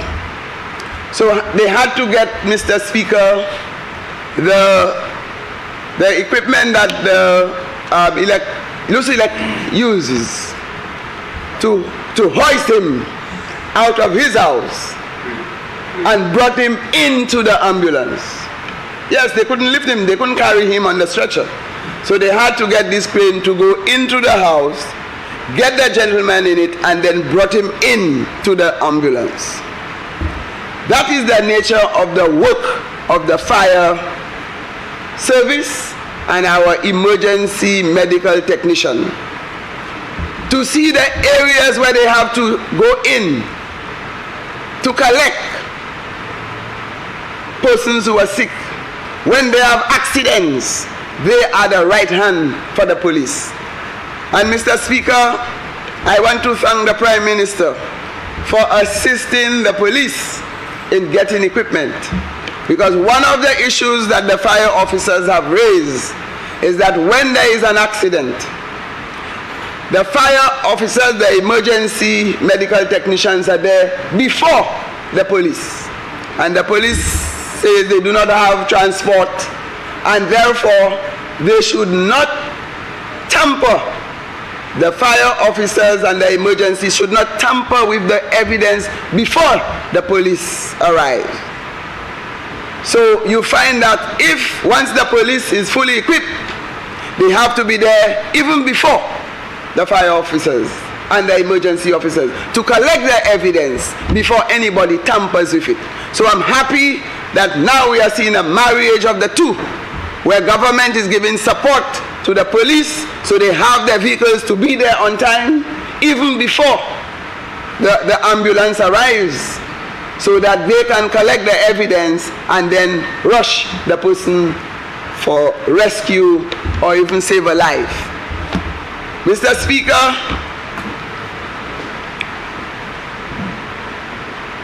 $7 million will go towards equipment. And Mr. Speaker, when I visited the fire headquarters in Castries, and they took me on a tour, I saw some beautiful equipment there. Painted logo with red, all in red. And what the fire chief told me was that these equipment were not designed for the St. Lucian terrain. Many of them were donated to St. Lucia, but they could not navigate in our terrain. They were built for another environment. Some of them are very old, and they required a lot of repairs and a lot of work to be done. But with this loan, Mr. Speaker, the government is investing in getting equipment that is conducive to our environment. They will be brand new, and the fire officers will be able to navigate in the environment a lot better to carry out their duties. So I want to thank the Prime Minister for making that commitment and living up to the expectations of the officers by giving them the equipment that they need for them to carry out their duties. Mr. Speaker, firefighting, as has been articulated earlier, is not an easy task. And I actually visited the fire training school in Viewfort, and at the time they had the fire drill, and you could imagine the distance where I was standing and to feel the heat that they were trying to put out. And the fire officers were clothed with the proper equipment, and they were actually in the flame trying to out the fire. And we were how many 100 yards away, standing, and we could feel that heat. So we know the pressures that our officers go through in carrying out their duties. Mr. Speaker, the fire service, as I said, in recent times they receive a Toyota Coaster from USAID Nemo, through Nemo. They receive an ambulance from the French government. And Mr. Speaker, you would have known that in the past, our protective services, especially the police, we used to hear of some ball or some fundraising activities. And Mr. Speaker, I don't know how many fundraising activities we would have had for us to supply the officers with the equipment and the tools that they need to carry out their duties. This government is committed to national security, to protecting the St. Lucians. And as a result, we are investing in that, Mr. Speaker. And Mr. Speaker, I do not want to guarantee you what the Prime Minister did not guarantee you, but I'm very confident that this money will find its way in the consolidated fund. It will find its way not on an aircraft, to Panama. And it will be used for the purpose that we borrowed it, Mr. Speaker. I'm very confident about that. Right. So when we borrow, we have to pay back and we must account for it. We cannot put it on any aircraft that is heading to Panama, Mr. Speaker. We need it to change the operations, the quality of life for St. Lucians. We need to ensure that the funds that are borrowed, which this government is committed to, will be used for the purpose, Mr. Speaker. Mr. Speaker, we have installed CCTV camera in some of the fire stations. We have done repairs in a number of fire stations. We have recruited about 40 new firefighters, Mr. Speaker. Now we are reviewing the legislation, the Fire Service Act, and the regulations to improve certain areas of operations in the fire service. And now we have hired a legal consultant who will work with the Department of Home Affairs to review a lot of the old legislations that have outlived their usefulness, to modernize the protective services, including the police, the fire service, borderlay, probation and parole, and the marine unit. This is what this government is about: to raise the bar, to improve what we do. Mr. Speaker, I am very pleased that as we sit here, as we gather here, we are showing that this government is making every effort to improve the conditions on which the public officers work. We have also worked, Mr. Speaker, on benchmark qualification for the protective services. And that is in keeping with the nature of the work that the protective services are doing. We have seen a trend, Mr. Speaker, where the protective services were treated like ordinary public officers. But what we realize is that these officers need special skills, and this government, under the leadership of the Prime Minister, has invested heavily in training. Whether it's the police, whether it's fire service, whether it's borderlay, probation and parole, marine unit, just name it, Mr. Speaker. And they get training not just at the local level, they also get training at the regional and international level. That is what we call commitment. That is what we call visionary. And in that vein, our officers are benefiting from all this training. Mr. Speaker, you heard the Prime Minister spoke about the training school in Viewfort. And here we will see an amalgamation of all the protective services. So we'll not have a training school for police, one for fire, one for this, one comprehensive institution that would be able to accommodate all the protective services. That is a master move, Mr. Speaker. Mr. Speaker, I want to thank the Honorable Prime Minister for his commitment, his passion for the protective services, for national security, and ensuring that our St. Lucian people live in a safe environment. And we have seen a number of areas, Mr. Speaker. At some point, maybe I will get a chance to go through all of them. But when you look at them, when you examine them, you can see that this government, under the leadership of this Prime Minister, is investing heavily in the Department of Home Affairs and National Security to ensure that we enjoy an environment that is productive. We create an environment that is safe for all the persons in St. Lucia. Mr. Speaker, I know the fire officers are happy that they will be getting that support.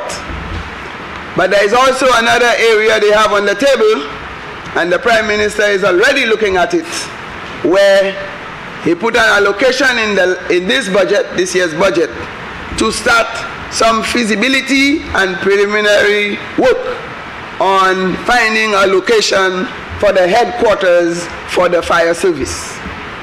And in the same vein, a similar approach is done for the police.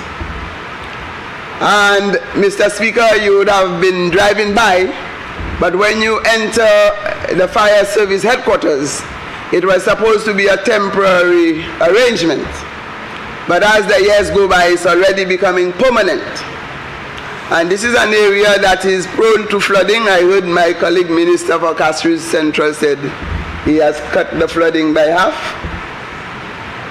By 3/4. By 3/4. Flooding and zero flood. Okay, all right. So, but they have been experiencing some flooding, and you know they are next to the river, that when we have heavy rains, that water goes in to the headquarters. So the Prime Minister is committed, and he has already made a commitment by starting the preliminary works. So let us hope that in time we will see the fire officers getting their new fire headquarters. Mr. Speaker, at this point, we have no choice but to give the Prime Minister the assurance that the Department of Home Affairs will implement this project in a timely manner so that we give the services that are intended for the officers to carry out their duties. And with that, Mr. Speaker, I stand in full support of the motion presented by the Prime Minister in borrowing $9,971,000 US to improve the conditions on which the fire service and the officers work. I thank you, Mr. Speaker.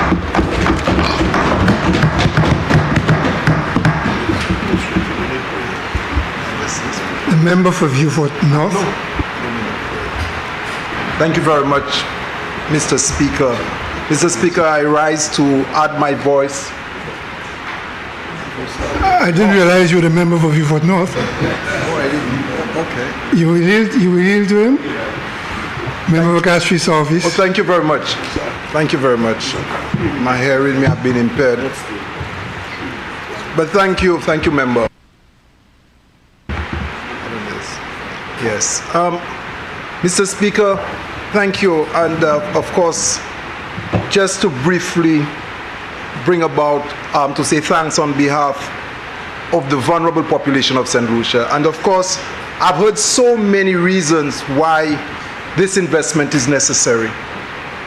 But of course, it is the same Prime Minister who placed back the distress fund. And of course, I am aware, based on my long-standing relationship at the Ministry of Equity, that the distress fund certainly has gone towards assisting fire victims. This investment in a serious way impacts a group of individuals who disproportionately has been affected by fire more than anybody else. And the fire officials who were here some time ago, I asked them to provide me with data on the number of fire victims we have in St. Lucia that has not recovered from fire. And I am happy that this investment is being made at a time when our vulnerable population make use of wooden homes, plywood structures. Also, these are the individuals who sometimes get disconnected because they're unable to pay their light bill, electricity bill, and have to use alternative form of lighting their homes. All of that contributes to the risk, the environment in which they live. And there are times that when there's a fire, the fire service is not on time, or probably delayed, or probably do not have means of accessing the homes, and of course you have an entire situation, families being affected.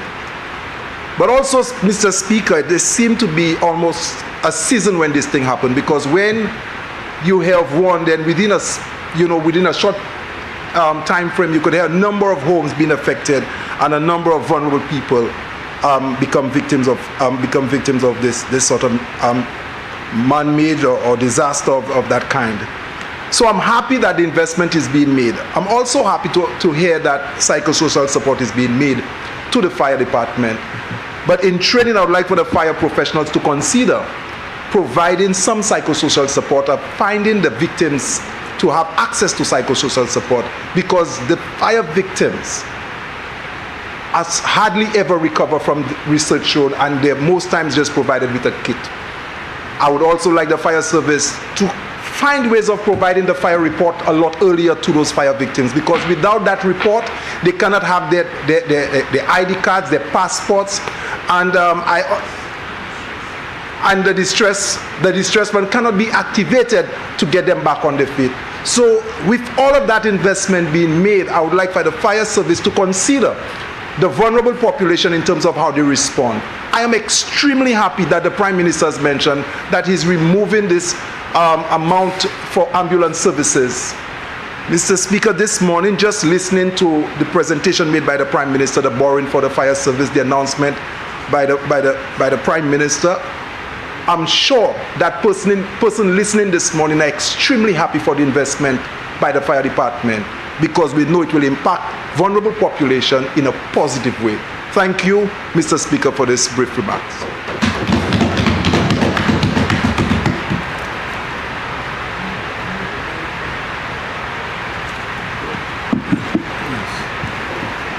What am I doing? You go on there.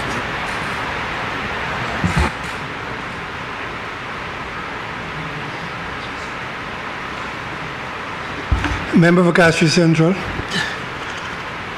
Thank you, Mr. Speaker. For a moment, I thought the Speaker's vision was something of convenience, because the Speaker did not look in that direction at all. But, Mr. Speaker, I felt it would have been remiss of me not to echo support for the motion here today to borrow this sum to improve the service that the firemen and women, although sometimes when we say firemen we use it in a generic sense, but the firemen and women give to the people of this country. I want to compliment them, Mr. Speaker, for their work during COVID. They were tasked with the responsibility of putting themselves at risk to save the lives of others. I want to compliment them for that. And I want to put on record, job well done. You see, Mr. Speaker, although I say I will address with brevity, I want to bring something to your attention. We have the Honorable Prime Minister, who hails from the East. We have your humble servant, who hails from the East. And as the Bible says, wise men came from the East, and so is the acting fire chief. Which East? So, Mr. Speaker, there seems to be a common thread among persons leading the charge in terms of bringing reprieve to our people. But I want to say this. You will understand what the last administration embarked upon. They embarked upon destruction and demolition. They never did anything that redound to the benefit of those services, putting them, giving them greater capacity and amplifying their ability to serve the people of this country. Every time I drive up Bridge Street, Mr. Speaker, and I look left, I cannot help but lament the demolition of custody suites. Custody suites totally destroyed, and today we have to find another $4 million or so to rebuild something we already had. And then they'll turn around and talk about crime. Under this government, Mr. Speaker, the police have received the most assistance with equipment and vehicles in the history of this country. And today, the Prime Minister and this government did not decide to stop there. Whilst the fire service begged for assistance, and in legal jargon they say a cry of distress is a summons for help. They cried for assistance, and the help eventually comes in that kind of support, in that loan, Mr. Speaker, that we are taking today to give them the capacity to execute and to deliver the kind of services that we want to the people of this country. Mr. Speaker, I stood up to make a special point, that of the psycho services. As I speak, Mr. Speaker, as representative for Castries Central, there was a young man who was a fireman, was called on Chaussee Road to assist on a murder scene. But they didn't know that anybody had died then, because we do know that once a person is dead, you call the undertakers. But the young man who was charged with the responsibility of assisting the injured, who was in fact deceased, was the brother of the deceased. Mr. Speaker, is no longer in the fire service. He went mentally off tangent. His situation begs for assistance, and I heeded the call. Not too long ago, a video of him walking throughout town as he was born went viral. It's no fault of his. The devastating mental impact, Mr. Speaker, of seeing his sibling on the ground, dead, and he's charged with the responsibility of picking up his sibling, sent him mentally deranged. And so, Mr. Speaker, he may not be alone. This is one case of which I am familiar, but how many more others there may be. And so I do believe the psychosocial support is extremely necessary. But one thing, Mr. Speaker, I would ask, now that we have the heirs of those that matter within the rank and file of the fire service, if it is possible, Mr. Speaker, to have persons who do not live and don't have relatives in a given area work in an area, or rather respond to calamities of such a nature. Because, Mr. Speaker, I don't know if I can get back to my mental status prior having seen my sibling killed from gunshots. And so, Mr. Speaker, it is against this background that I welcome the news to assist the fire service in giving them the equipment they deserve. They have shown resilience, they have shown attitude to country, and they have shown that the interest of the ordinary citizen is of utmost importance to them.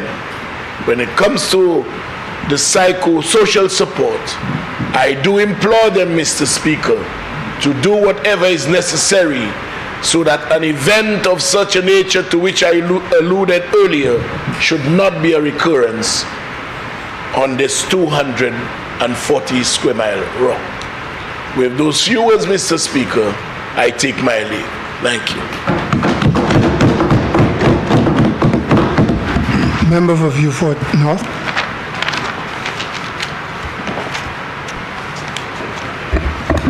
Thank you very much, Mr. Speaker. I stand to support this motion, this resolution, Mr. Speaker, moved by the Prime Minister to borrow $9.71 million to assist the fire service in various ways. Mr. Speaker, I want to spend a few minutes just to place on record and to register the appreciation of the Ministry of Health, Wellness and Elderly Affairs to the fire officers who continue to give all that they can to the welfare of the people of St. Lucia.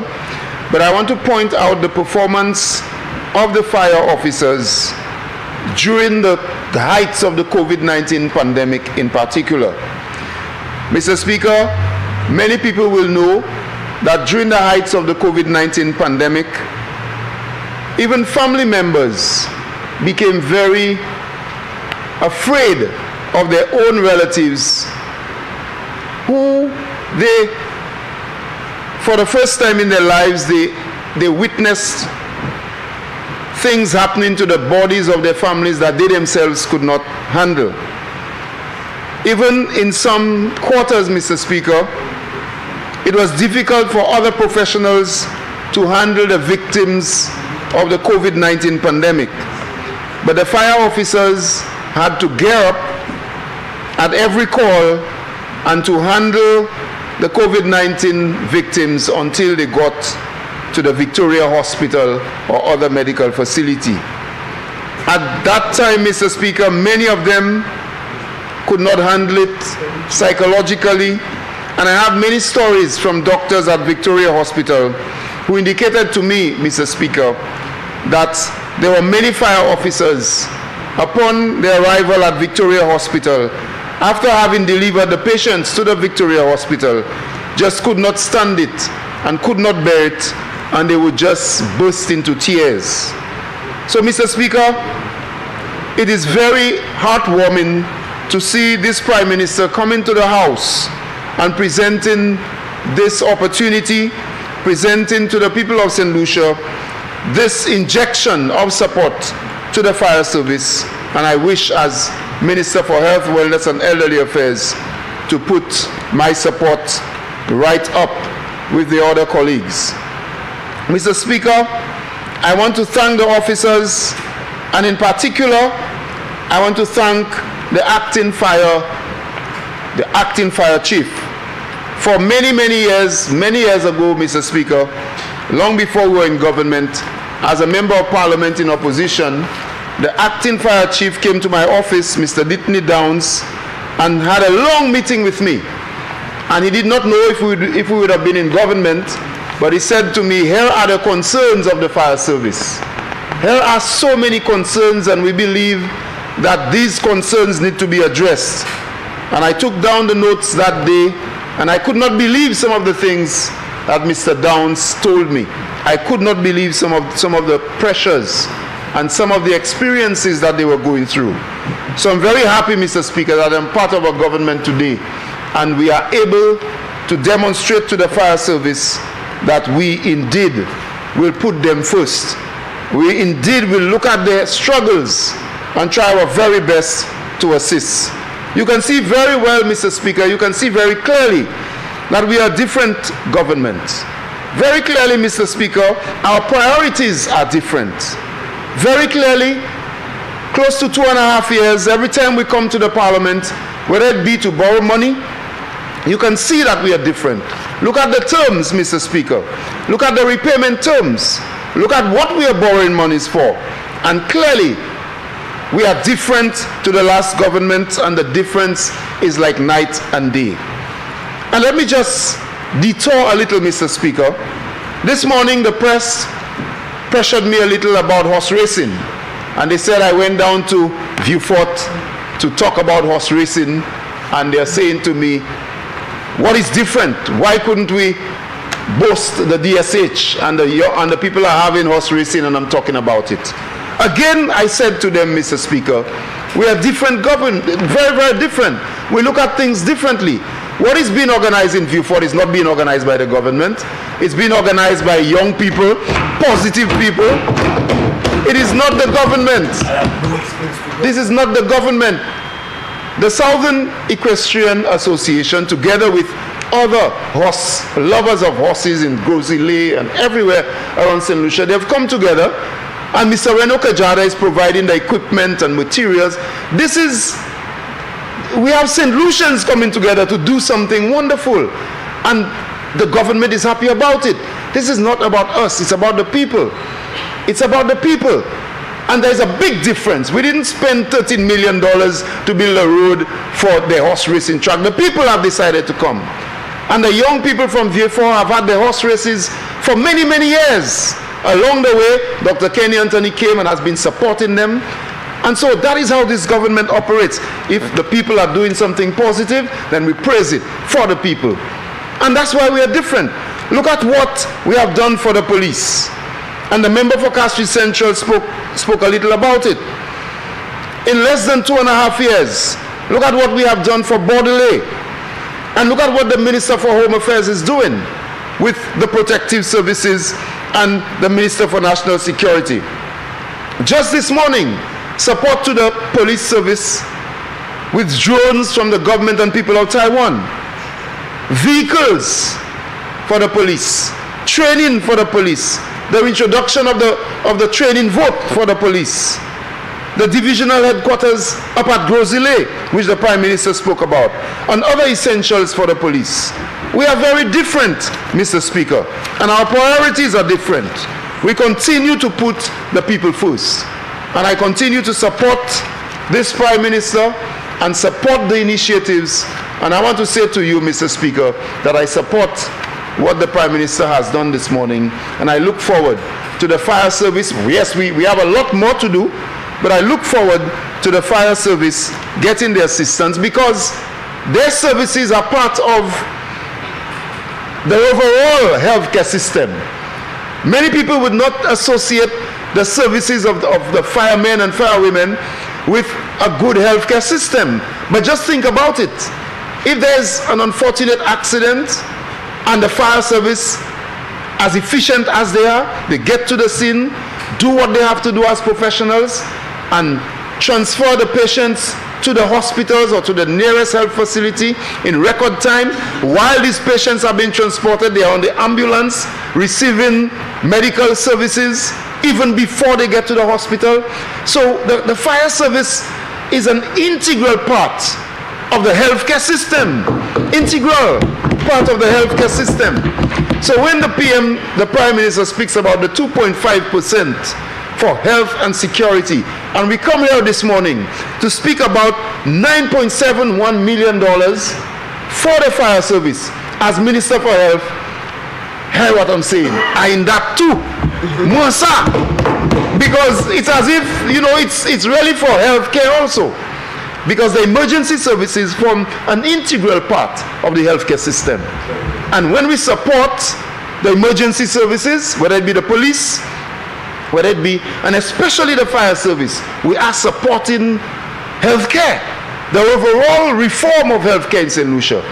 So, Mr. Speaker, Samaka de a se, bon matin, Premier Ministre la vini, ek nou ka prete $9.7 million, pli pase sa, mais ou li wan sa, $1 million, sorti Caribbean Development Bank pour aider ces pompiers.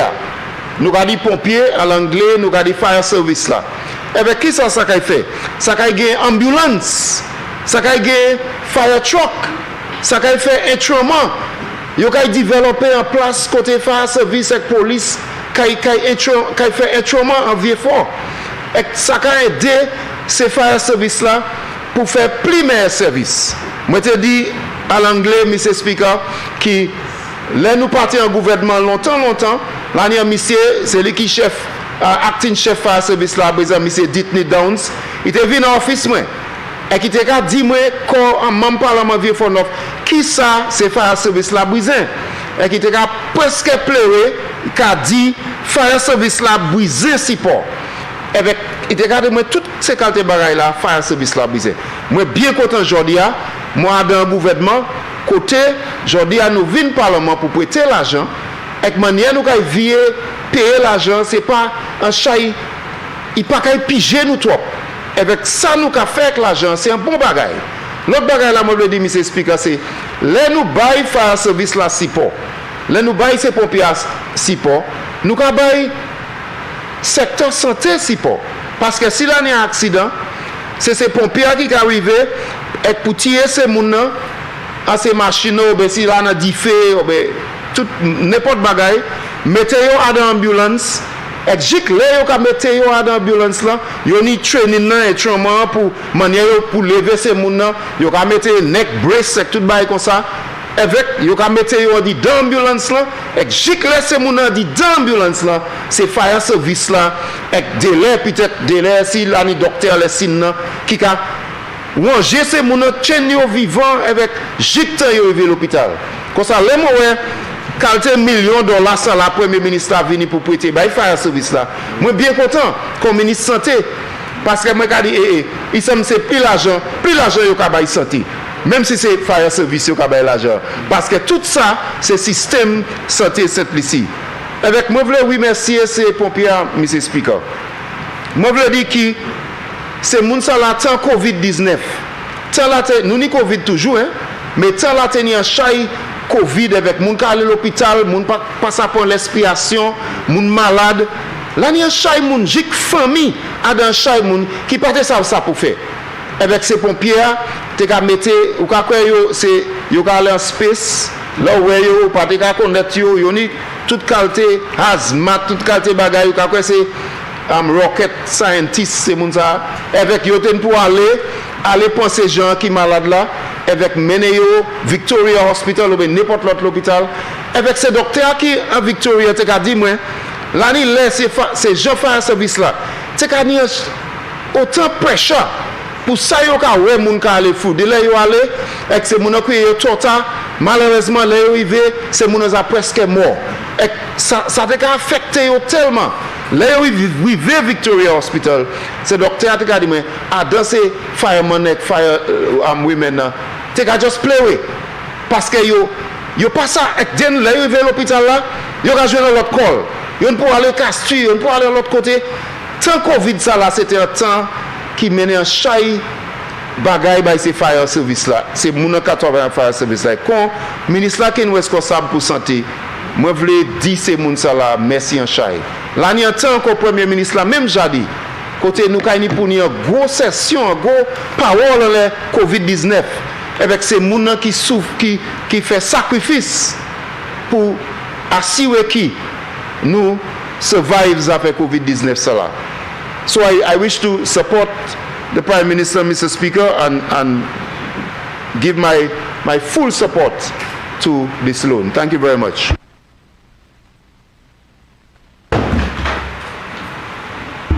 Leader of Government Business. Thank you very much, Mr. Speaker. Mr. Speaker, I want to rise and join my colleagues in expressing support for the motion before the Honorable House. I think all my colleagues would have expressed our support for the fire and emergency services and the tremendous work that would have been done over the years, and in particular, Mr. Speaker, as outlined by the member for Beaufort North during the period of the COVID crisis. Mr. Speaker, I think it is no secret that throughout St. Lucia, whenever weekends come, we all worry about what can happen on our roads, what can happen in various mass gatherings. And we all know that the first line of response to any incident is the fire and emergency services.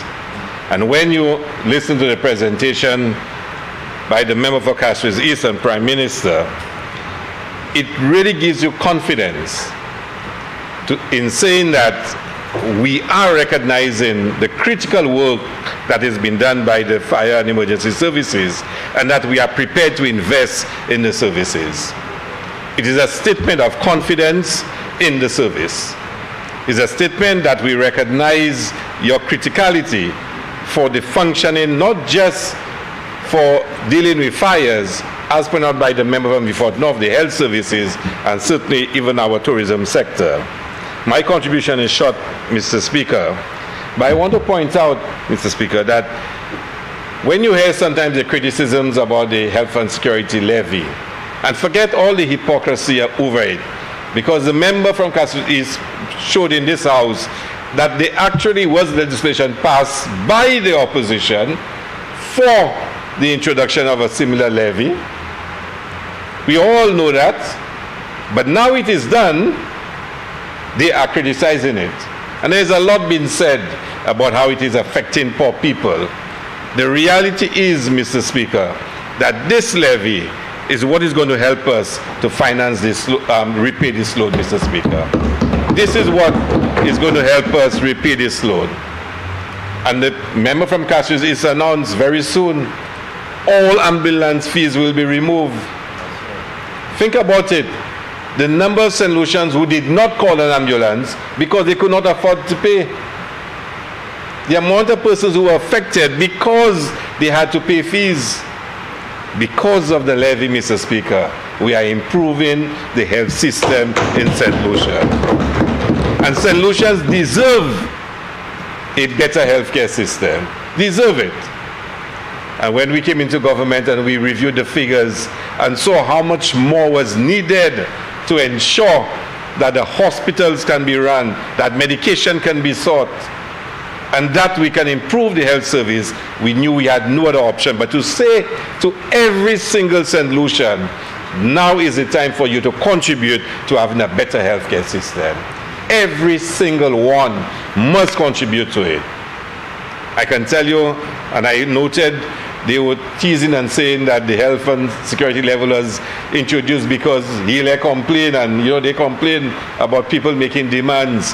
It showed you the insensitivity, Mr. Speaker, that when you as a parliamentary representative and all of us around this table can speak of constituents coming and asking for assistance with medical bills, for chemotherapy, for MRI, for medication, and when we stand in this house and say, because there are people out there not getting sufficient health care, we need to put in place a mechanism to raise money to improve the healthcare system, they criticize it, chastise it, and even want to demonstrate against it, Mr. Speaker. That is the nature of the people that we're dealing with. And today, Mr. Speaker, they will find some way to criticize the investment in the fire and emergency services. But we must not be deterred. The member from Castries Southeast made some very valuable suggestions to the service as to how they can improve on their service delivery. And I think those were important suggestions, Mr. Speaker. Mr. Speaker, I want to make one final point and to say to the service how pleased I was to hear the Prime Minister mention that officers will be trained up to the TVET to get TVET certification. Now that's important. We can talk about the psychosocial support and all the equipment that they will get. But it's an opportunity for them to earn revenue by running regular courses for St. Lucians to get certified as firefighters and emergency personnel. That they can go and work overseas now, having acquired the certification.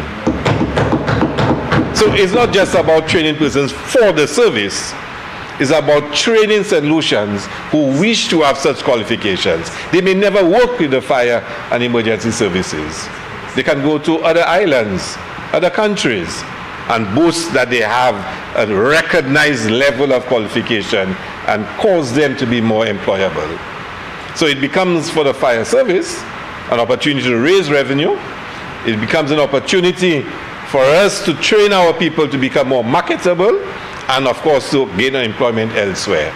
So I was really pleased to hear this, and I want to encourage the fire and emergency services to make that a reality and advertise it widely so St. Lucians can get an opportunity and get that level of qualification. So I join all my colleagues and certainly congratulate the Prime Minister and the fire and emergency services for taking this bold step to modernize the service and to ensure that St. Lucia gets world-class service. Thank you very much.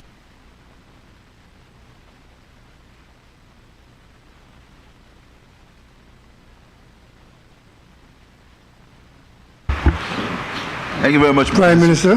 Thank you very much, Mr. Speaker. Mr. Speaker, I want to thank members for supporting the motion, Mr. Speaker. I think it's worthwhile.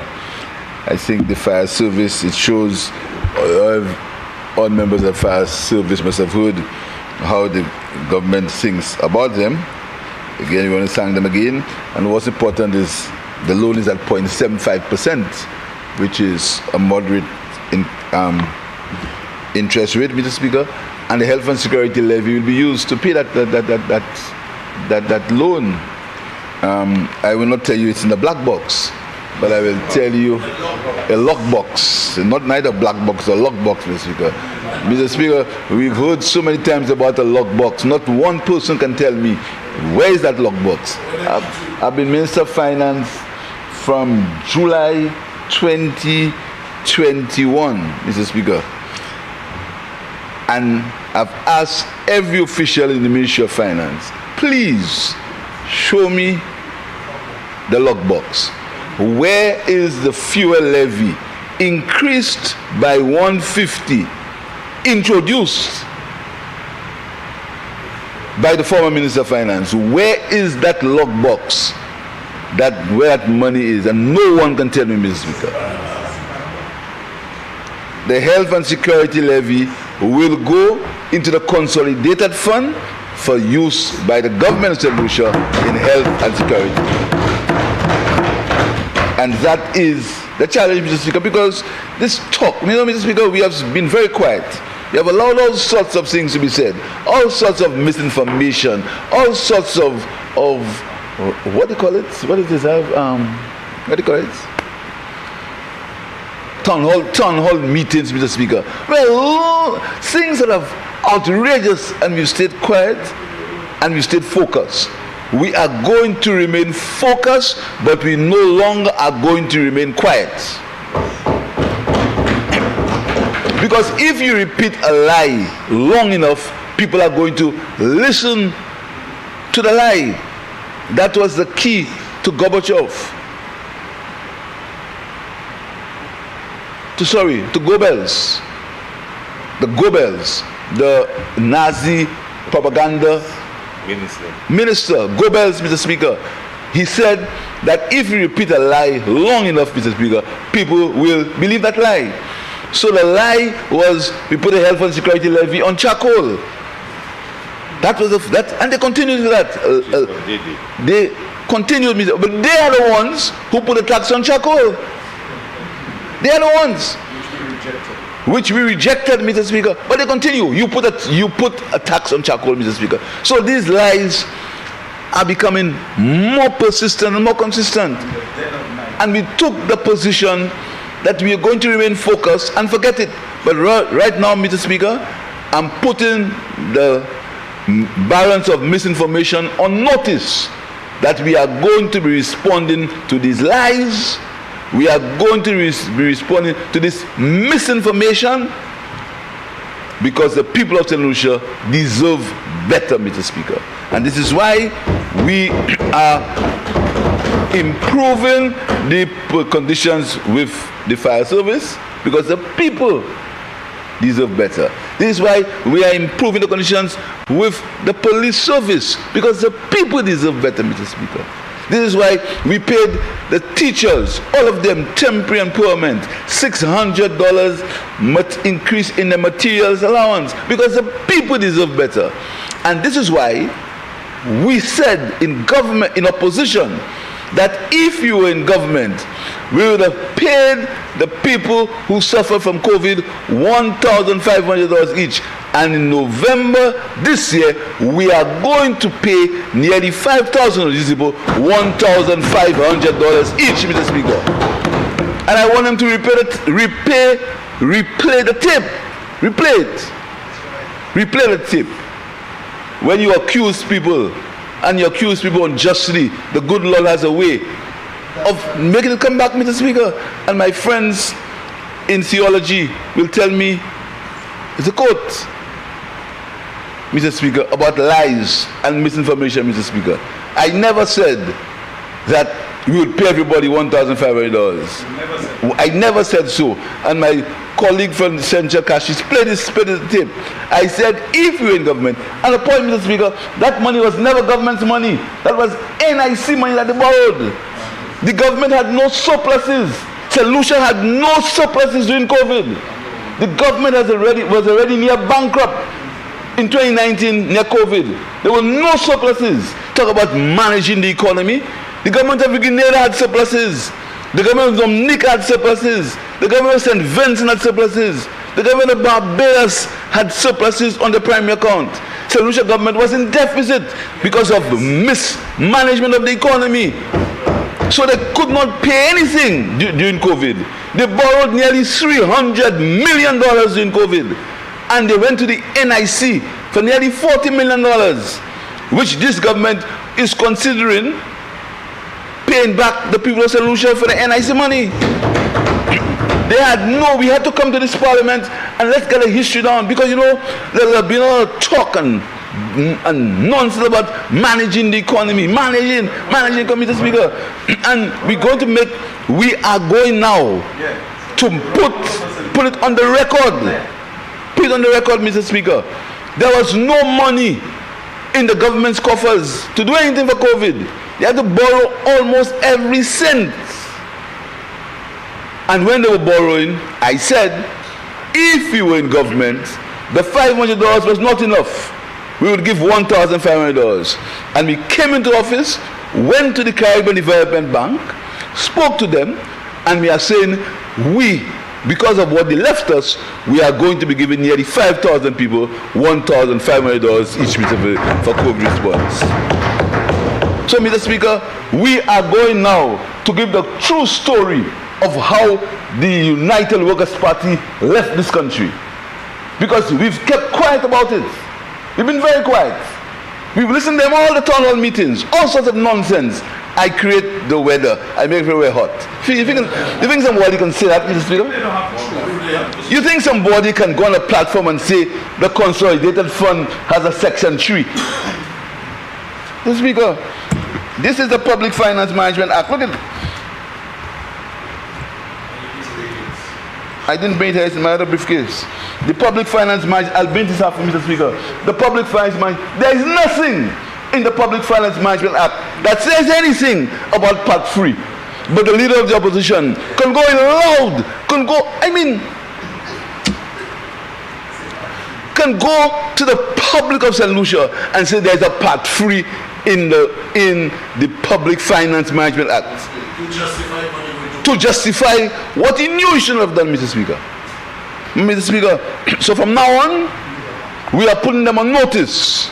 We are now going to rebut the lies. We are now going to rebut the misinformation from all circles, Mr. Speaker, everywhere. And our story, Mr. Speaker, I understand that they intend to come differently. Mr. Speaker, you cannot come differently when history is against you.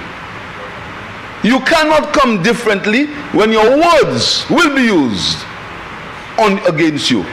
You cannot come differently when you treated the people of St. Lucia. When you said that the patrimony is the credit card. You can't come differently. So we're waiting for a different approach, Mr. Speaker. We're ready. Mr. Speaker, they have always underestimated this government. But right now, Mr. Speaker, you see, we wanted to stabilize the economy. And next week, I'm going to be making a statement on the level of St. Lucia's creditworthiness as has been analyzed by an international, by a regional institution. I'm going to make that statement in the House. So we will hear who managed the economy better.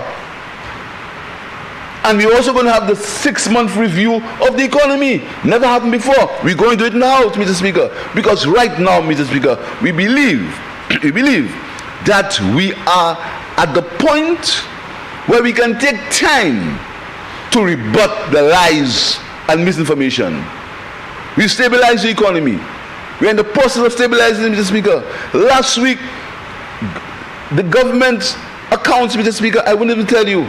We are stabilizing the economy. Right now, we are having discussions with public servants, Mr. Speaker. And I hope these discussions happen swiftly and fairly, because this government has shown its commitment to the public services of St. Lucia. We paid the civil servants their back pay. Even pensioners, Mr. Speaker, pensioners, Mr. Speaker, we are going, November, we are going to give pensioners their one-off monthly payment, one-off annual payment, Mr. Speaker, and we promised them that there's going to be a review in the pensions for the pensioners of this country, the government pensioners. The NIC pensioners were given a 4% increase, Mr. Speaker.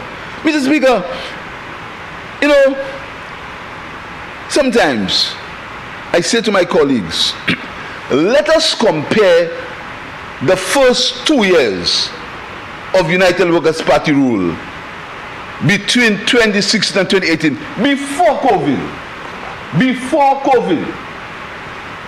Let us compare it, and let us compare between 2021 and 2023 of St. Lucia Labour Party rule. Let us compare it, Mr. Speaker, and let us see who has done more for this country. Let us see who has managed this economy better. Who has brought more investment in this country, Mr. Speaker? Let us see, factually. But, Mr. Speaker, this time will come, and I'm putting on notice, Mr. Speaker, that the government will not allow these lies and that misinformation to continue. We are going to be responding. We are going to respond, Mr. Speaker, in a truthful manner, Mr. Speaker. Because as we continue to build St. Jude Hospital, more will come out. You see St. Jude Hospital, Mr. Speaker? I will invite you, Mr. Speaker, because right now I see a light. You see St. Jude? I've seen a light, Mr. Speaker. St. Jude is progressing in a way that lightens my heart. Many things worry me, Mr. Speaker, but you see St. Jude, when this glorious day will come, when we, in our numbers, will march to St. Jude, to march to St. Jude, Mr. Speaker, not to demonstrate, but to open St. Jude for the people of St. Lucia. That day, Mr. Speaker, that day is coming soon. That day is coming soon, Mr. Speaker. You know, and whether they like it or not, whether they demonstrate or not, whether they lie or not, we are going to preserve the box for future use, and we are going to open St. Jude Hospital for the people of St. Lucia and maintain it with the health and security levy. I thank you, Mr. Speaker.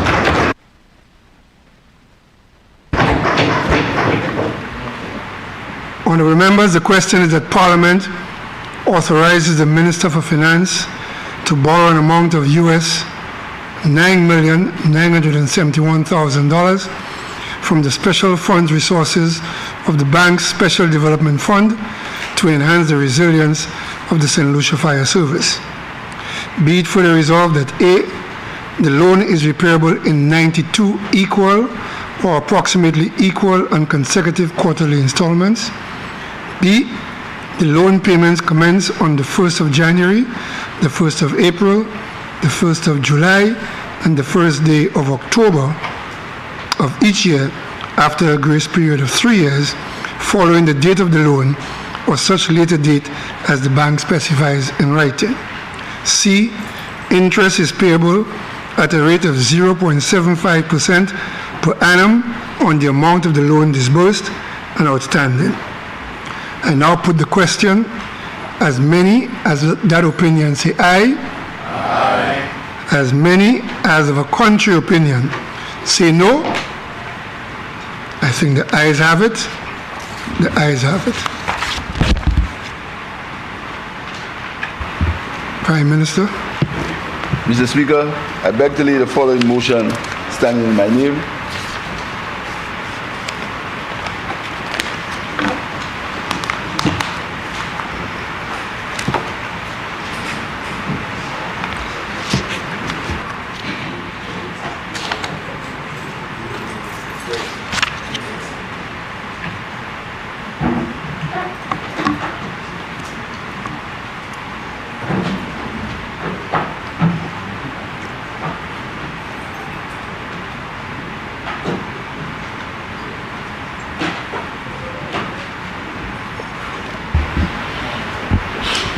Whereas it is provided... Sir, just hold 1 minute, please.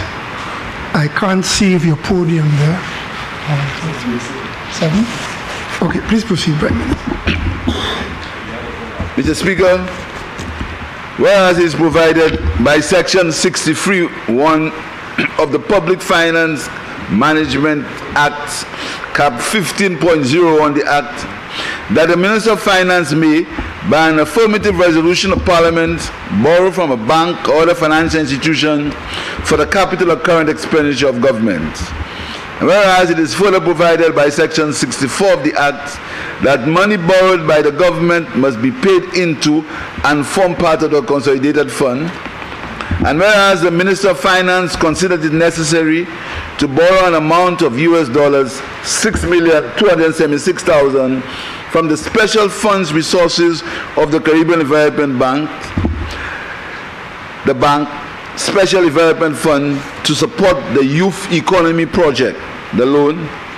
And whereas the loan is repayable in 92 equal or approximately equal and consecutive quarterly installments, and whereas the loan payments commence on the first day of January, the first day of April, the first day of July, and the first day of October of each year, after a grace period of 2 years, following the date of the loan or such later date as the bank specifies in writing, and whereas interest is payable at a rate of 0.75% per annum on the amount of the loan disbursed and outstanding, be it resolved that the Parliament authorizes the Minister of Finance to borrow an amount of US dollars 6,276,000 from special funds resources of the bank's Special Development Fund to support the Youth Economy Project. Be it further resolved that the loan is repayable in 92 equal or approximately equal and consecutive quarterly installments. B.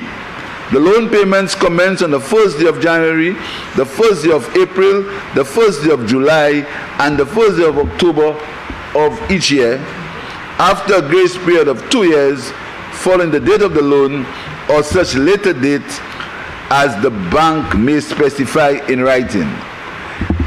C.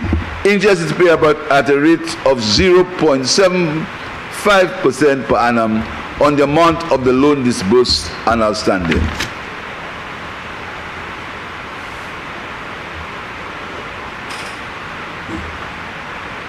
Mr. Speaker, in its 2021 manifesto, the St. Lucia Labour Party on page 10 made the following statement: Youth economy, an economy for the young. The St. Lucia Labour Party is aware that policy makers, and I quote, Mr. Speaker, from the manifesto, the St. Lucia Labour Party is aware that policy makers of the past, in designing programs for economic growth and development, have not given nuanced attention to the needs and special interests of the youth. This partly explains the high level of youth unemployment.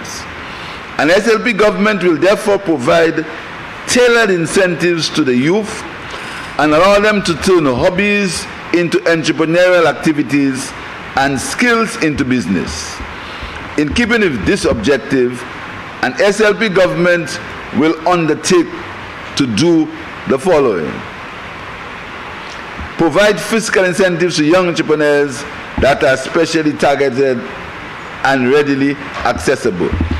Provide financing to eligible young people to operationalize their business ideas in the form of grants and low-interest loans. Provide marketing support for these budding entrepreneurs to market their products and services locally, regionally, and internationally. Encourage programs that support skills training, mentorship, and the development of their emotional intelligence to assist them in becoming successful young entrepreneurs. Ensure that the youth economy is an integral part of the wider economy to ensure the creation of a young indigenous business class that can enhance local wealth creation. Establish a separate ministry, the Ministry of the Youth Economy, to administer the programs and activities of the youth economy. This ministry will provide the required training to ensure that the skill sets of young people are adequate to meet the needs of a global marketplace, Mr. Speaker. Mr. Speaker, that was in July 2021, Mr. Speaker. Mr. Speaker, as usual, we were ridiculed by the opposition. They had no concern that youth unemployment was sometimes as high as 40%. That wasn't their concern. Their concern was to ridicule us, as usual, Mr. Speaker, ridicule us, and said to us, what is the youth economy you're speaking about? I remember reading an article in the Voice of St. Lucia, Mr. Speaker, written by the United Workers' Party, where they ridiculed us, Mr. Speaker. They ridiculed us. They said that was politics, and what you should give young people is find them work in call centers. We have no issue with that. We have no issue with that, Mr. Speaker. In fact, that is why the Ministry of Investment assisted the call centers in Vieux-Fort, Mr. Speaker. And right now, there is great interest because of the policies of this government in call centers, Mr. Speaker.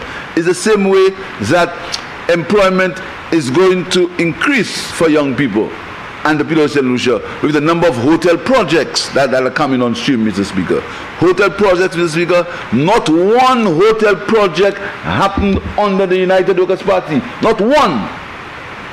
Not one, Mr. Speaker. And you talk about managing the economy and talk about investment friendly. Not one hotel project came under the United Workers' Party, Mr. Speaker. Not one. So, Mr. Speaker, we said that our young people would get jobs in the hotel projects that we were developing, Mr. Speaker. So, Mr. Speaker, on March 28th, so youth economy, it was initiated with a Youth Economy Act, a Youth Economy Agency Act, the year.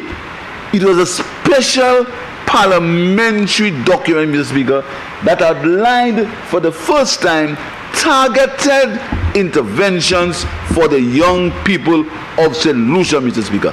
Targeted interventions through an act of parliament, the Youth Economy Agency Act, that outlined in the laws of this country, not in the laws of this country, for the first time, targeted economic interventions for the young people of St. Lucia for the youth economy, Mr. Speaker. So by letter received on March 28th, 2023, the government of St. Lucia, through the Ministry of Finance, Economic Development and Youth Economy, requested support to youth-owned enterprises for a transformative one-step solution for grant and loan financing, business development, training, mentorship, coaching, and psychosocial support for the young people of St. Lucia. A one-stop agency for the young people of St. Lucia, Mr. Speaker. In the budget of 22-23, the government invested $4 million for the young people of St. Lucia.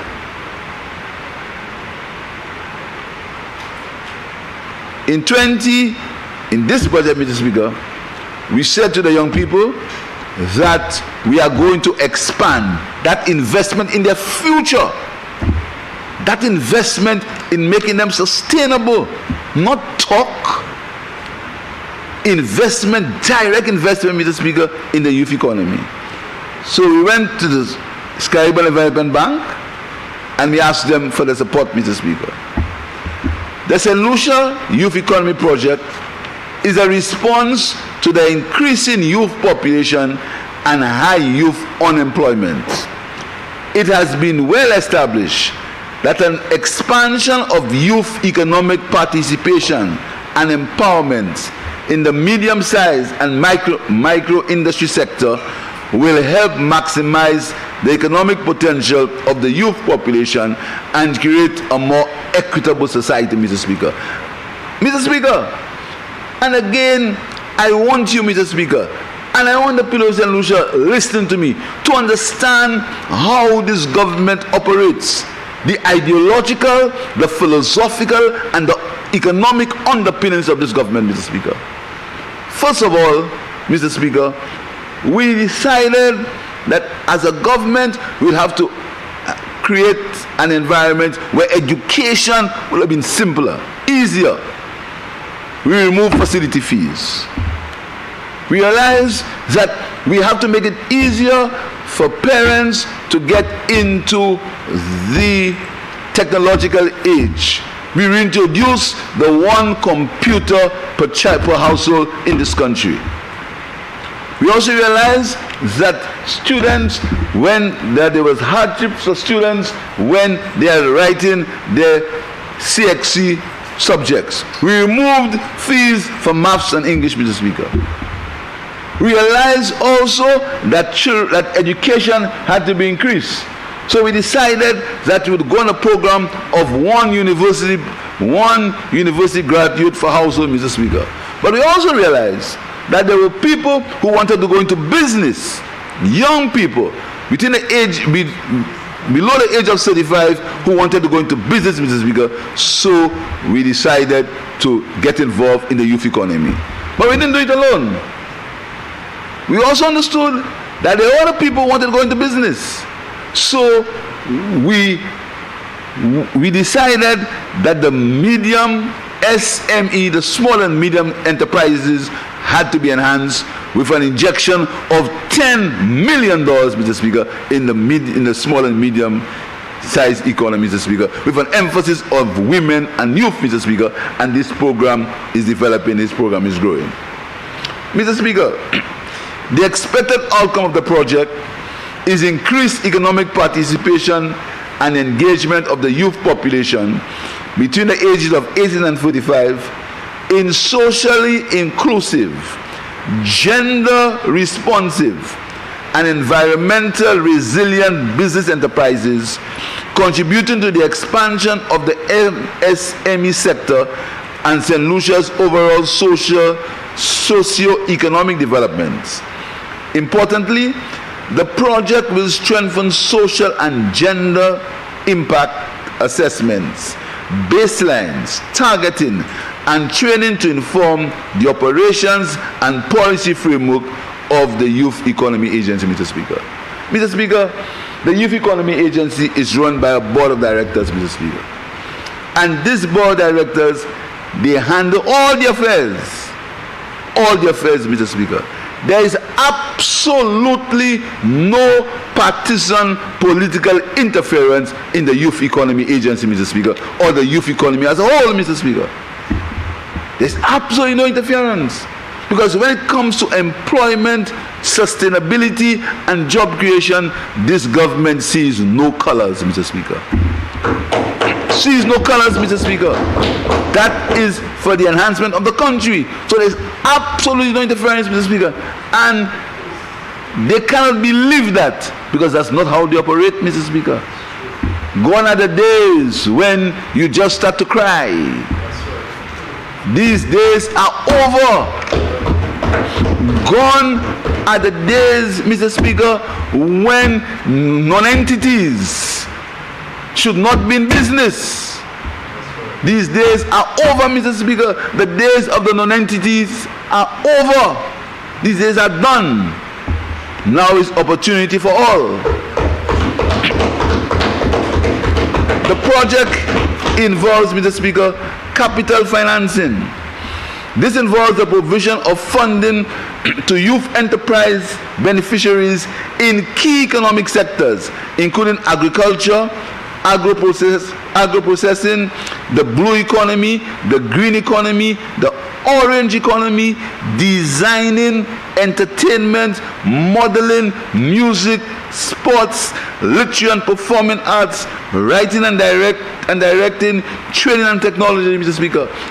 Getting young people involved in what they like, Mr. Speaker, so you could go for a loan to learn to improve, expand your modeling business if you look good enough. You can go to get a loan, Mr. Speaker, to improve your business, to create websites, Mr. Speaker. You can go to the Youth Economy Agency to get a loan to get involved in sports. If you have the talent and the ability, you can go to the youth economy, Mr. Speaker, to get a loan to get involved in music, Mr. Speaker. You can go to the loan economy, in the youth economy, to get a loan in the performing arts, in literature, in the literary arts, Mr. Speaker. And you can also go to get a loan in agriculture and manufacturing, Mr. Speaker. But we are going to the young people and in what they like, what they enjoy. We're not pushing anything down their throats. We are going, once you have the ability, and Mr. Speaker, once you have the discipline. Because this money is not money that we want to throw away. This is productive money that we want to turn into sustainability. So, Mr. Speaker, that is what we are doing in the youth economy, Mr. Speaker. Mr. Speaker, the loans and grants will be issued based on assessment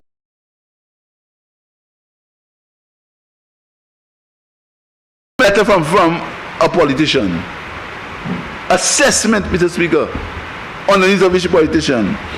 The project targets 450 male and female young persons with average loans of 15,000 EC each, a maximum loans of $30,000, Mr. Speaker, and grants to 2,916 male and female young persons with average grants of EC $3,000, a maximum of $5,000 based on needs assessment. The loan portion will be disbursed at 3%. So the spread, we borrow at 0.75%, we on lend at 3%, Mr. Speaker, a spread of 2.25%, because the loans are being disbursed from the St. Lucia Development Bank, and they have to get a spread for the administrative costs, Mr. Speaker. This loan, Mr. Speaker, will also deal with capacity building. That includes training for 600 male and female young persons in business development, planning and registration, business management, marketing, business mentoring and coaching for 120 male and female young persons, Mr. Speaker. As a condition of the youth enterprise loans, beneficiaries will receive a targeted training and technical support program customized to fit the needs of the individual enterprise or sector represented. So, Mr. Speaker, before you get a loan, whether it be $15,000, $20,000, you have to get some targeted training in the field, Mr. Speaker, so you can ensure that you are up to standard, Mr. Speaker. In addition, psychosocial support, Mr. Speaker, and you note, Mr. Speaker, this morning how we've used the word psychosocial support several times.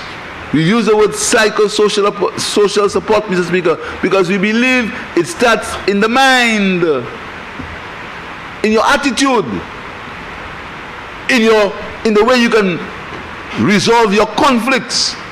And this is why we always say to the young men in the country, resolve your conflicts by communication. Conflict resolution by talking to each other. That's why we are human beings. We can talk to each other, not lie to each other, but talk to them, Mr. Speaker. Not misinforming each other, but talking to each other, Mr. Speaker. Mr. Speaker, in addition, the psychosocial support will be tailored according to the needs of each individual loan and grant recipient. The individual and group training programs will be primarily implemented by the YE through the engagement of consultants, Mr. Speaker. In addition, existing training programs provided by the JEPSET and Small Business Development Center, South Louis Community College, and Monroe College will be utilized by the year in building synergies and meaningful partnerships for the successful outcomes of the benefits of the youth entrepreneurs, Mr. Speaker. So we are going to work with what already exists, Mr. Speaker. We're going to work with it so that we can develop suitable training programs, Mr. Speaker. And I want to mention the support of the government of Taiwan, Mr. Speaker, in this regard. The government of Taiwan has been working with the youth economy, Mr. Speaker, in developing these training programs. I want to thank them, Mr. Speaker, on behalf of the people of St. Lucia, Mr. Speaker. Mr. Speaker, the loan will deal with institutional strengthening of the Youth Economy Agency, including the development and strengthening of environmental, social, and gender safeguards, monitoring and evaluation, grievance redress mechanisms, again, Mr. Speaker, to help solving conflicts, building resilience to climate-related and other shocks, strengthening interagency partnerships and networking of the Youth Economy Agency through technical assistance services and facilitation of board management of staff, Mr. Speaker. The facility's main implementation agency will be the Ministry of Finance through the Youth Economy Agency. We'll engage trainers, consultants, and other third-party stakeholders to implement the project's training and technical support component, Mr. Speaker. Mr. Speaker, the CDB Board of Directors on June the 8th, note the date, remember the date, June the 8th, 2023, approved the loan to the government of St. Lucia for an amount not exceeding $6,276,000 US and a grant of US $466,200 from the CDB SRR on CDB standard terms and conditions and Mr. Speaker, as set out in the appraisal report, Mr. Speaker. The board also approved a waiver of the CDB's private sector development policy and strategy to permit CDP to finance working capital to existing enterprises, Mr. Speaker. That is how important the CDB saw the project, Mr. Speaker. So we can use it as working capital. The total value of the waiver is estimated at $4.2 million, Mr. Speaker. The project will be implemented over an 18-month period commencing October 2023 and ending March 2025. The institutional structure and capacity for project implementation has been established through the creation of the year. We found the year, Mr. Speaker. The year CEO will manage the implementation of the project. And, Mr. Speaker, there are certain conditions precedent, and the first one is it has obtained prior approval of Parliament for the loan, that's what we're doing there, and the executing agency appoints a chief executive officer pursuant to the provisions of the Act, as amended from time to time, Mr. Speaker. So, Mr. Speaker, that is what we are borrowing the money for, Mr. Speaker. But, Mr. Speaker, the year is already in operation. As we speak, the year is expanding, Mr. Speaker.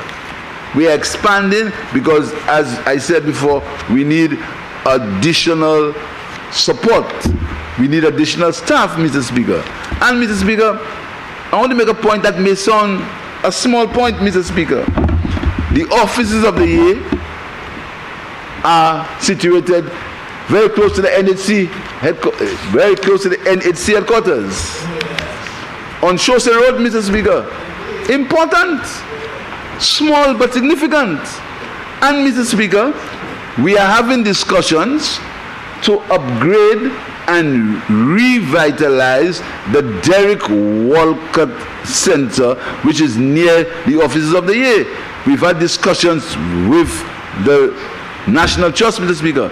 So let us envisage cash. Because you see, Mr. Speaker, this government believes that everyone must rise together. The tide must take everyone together, Mr. Speaker. So you cannot develop one part of the country and forget the rest and say that's where them people saying. The country must develop together, Mr. Speaker. So let us envisage what we see happening on Chaussee Road in the distant future, or in the near future, Mr. Speaker. day offices for young people. The next door, you have the Derek Walcott Center and a whole set of development which should happen here. I understand that the member for Cassie Central, together with National Trust and together with the community, is working on plans, implementation plans for that whole area there, Mr. Speaker. You have the NHC building high up, Mr. Speaker, and Mr. Speaker, you go into the Teachers Credit Union, which unfortunately I understand is moving, but something else will come. Something else will come there, Mr. Speaker. And then, Mr. Speaker, we are going to disclose some plans for the capital of Castries. But we have started the demolition. But that's for another show, Mr. Speaker. That's for another show. That's for another show, Mr. Speaker. So you'll see the complete transformation of that area, but that's for another show. Mr. Speaker, to date, the year has trained 92 young persons in the north and the south of the island in skill of business training, with additional session to be held in 2023 to train additional 60 young persons, Mr. Speaker. We've just concluded training of 28 young persons in the art of digital marketing, Mr. Speaker. Mr. Speaker, and what is so encouraging is the number of young people, Mr. Speaker, who come to the agency. Mr. Speaker, the main activity of the year has centered around the provision of grant financing to qualified young persons. The year has received over 1,000 applications for grant financing. Application, Mr. Speaker. And these applications come from a wide cross-section of the country. Ancillary, 839, Barbono 83, Canary 16, Castries 353, that's Castries North, Castries Central, Castries South, and Castries East. Choiseul 45, Denry 59, Deriso 9, Gozile 170, Labri 43, Mabia Valley 24, Miku 55, Monipo 7, Sufre 71, Viewfort 89, Mr. Speaker. And Mr. Speaker, we intend to open an office for the year in Viewfort shortly, Mr. Speaker. 1,060 applicants. Out of those, Mr. Speaker, 200 have already received funding for their respective enterprises, and another 100 have been interviewed, and once the documents are in order and they've met the due diligence requirements, they will get a grant, Mr. Speaker. That's already is happening without the investment from the CDB. And we've disbursed over $1 million in grants to the young people of St. Lucia. Over $1 million in grants since we opened in April 23. In April 2023 to now, Mr. Speaker, we have disbursed over $1 million in grants to the young people of St. Lucia. Over $1 million in grants between April and September. And look how they are distributed. Answering 9, Barbono 9, Canaries 3, Castries 65, Choiseul. And then member, Mr. Speaker, has followed his leader and he's not here for such an important debate, Mr. Speaker. He's not here. And when they're free, they go to town, Mr. Speaker, and say and spread misinformation, Mr. Speaker. Choiseul 12, Denry 16, Grose 25, Labi 6, Mabia, Denry North 2, Miko 16. Absolutely no political distinction, Mr. Speaker. Choiseul 12, Miko 16, Moripo 1, Sufren 19, Viewfort 23, Mr. Speaker. A total of 206 loans have been distributed, Mr. Speaker. Mr. Speaker, I'd like the 6 of us who are in opposition, Mr. Speaker, I want the government to come in public and say what was done for our constituencies. Mr. Speaker, the areas the year gave grants, Mr. Speaker, for water tanks, irrigation systems, computers, fertilizer, technical services. And Mr. Speaker, here's what's important. Look at the areas where the grants were given. Agriculture, 21 grants. It shows young people, if you give them the tools, if you give them the adequate the environment, they go into agriculture. 21 for agriculture, 4 agro-processing, 14 for arts and crafts. 14 for arts and crafts. The orange industry, beauty, and hairdressing, etc., Mr. Speaker. 27, Mr. Speaker. 27. Young people got support for them, Mr. Speaker. In the digital technology, 10 people. Entertainment, 19 grants again for entertainment. For fashion, 8 grants. Fishing and marine, 2. Food and beverage, 41. Health and wellness, 9. Landscaping, 4. Maintenance, 7. Manufacturing, 3, Mr. Speaker. Tourism, 9. Marketing, 6. Even retail, 8, Mr. Speaker. So, Mr. Speaker, 206 of these grants were given at a total of $1 million, Mr. Speaker. That has been the impact of the Youth Economy Agency from April 2023. April 2023, Mr. Speaker. Mr. Speaker, as we speak, the Youth Economy they are expanding their offices, Mr. Speaker, because they found that where they were is too small, or is too small, Mr. Speaker, so they are expanding the offices, Mr. Speaker. So, Mr. Speaker, I want to tell you that's a promise of this government that we will fulfill, Mr. Speaker. So while the misinformation, while the hate, the misinformation and the hate and the propaganda is being spread, Mr. Speaker, the people, the government of St. Lucia is working, Mr. Speaker. And Mr. Speaker, before I end, there's a school of thought that says that this government should not respond to the misinformation and the propaganda of the United Workers' Party. There's a school of thought that says so, Mr. Speaker, that don't respond. Stay on your agenda. Don't respond, Mr. Speaker. But I'll tell you what, Mr. Speaker, I'll tell you what. We are staying on the agenda, but we're going to respond. Because if Saddam Hussein had responded correctly, they'd have no war in Iraq.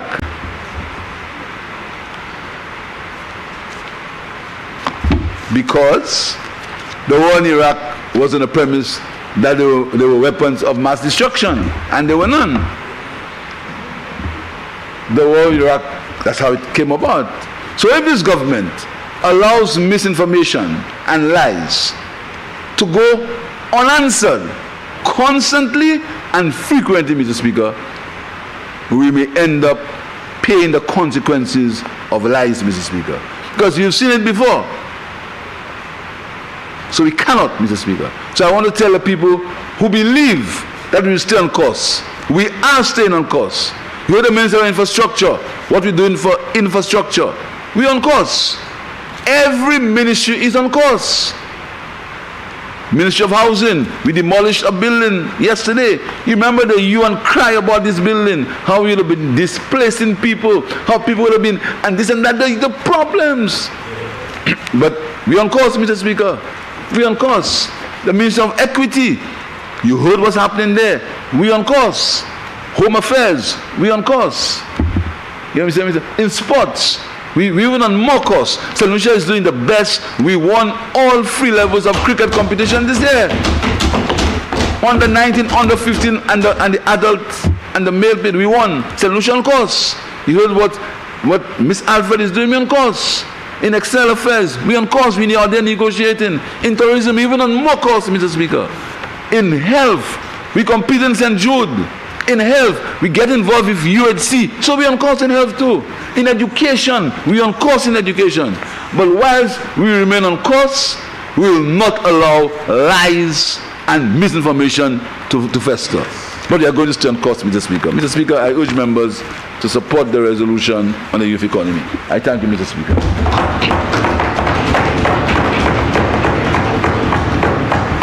Honourable members, the question is that Parliament authorizes the Minister for Finance to borrow an amount of US $6,276,000 from the special funds resources of the bank's Special Development Fund to support the Youth Economy Project.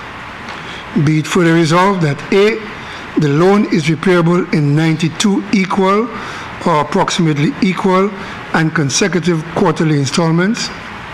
The loan payments commence on the first day of January, the first day of April, the first day of July, and the first day of October of each year, after a grace period of 2 years following the date of the loan or such later date as the bank may specify in writing. Interest is payable at a rate of 0.75% per annum on the amount of the loan disbursed and outstanding.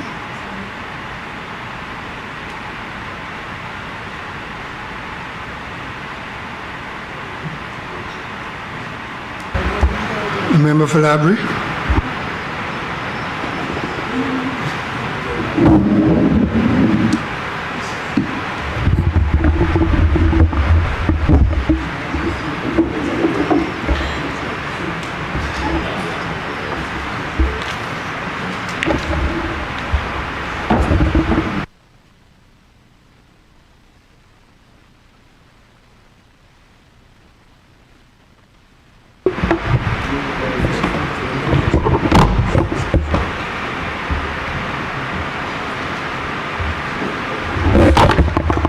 Thank you very much, Mr. Speaker.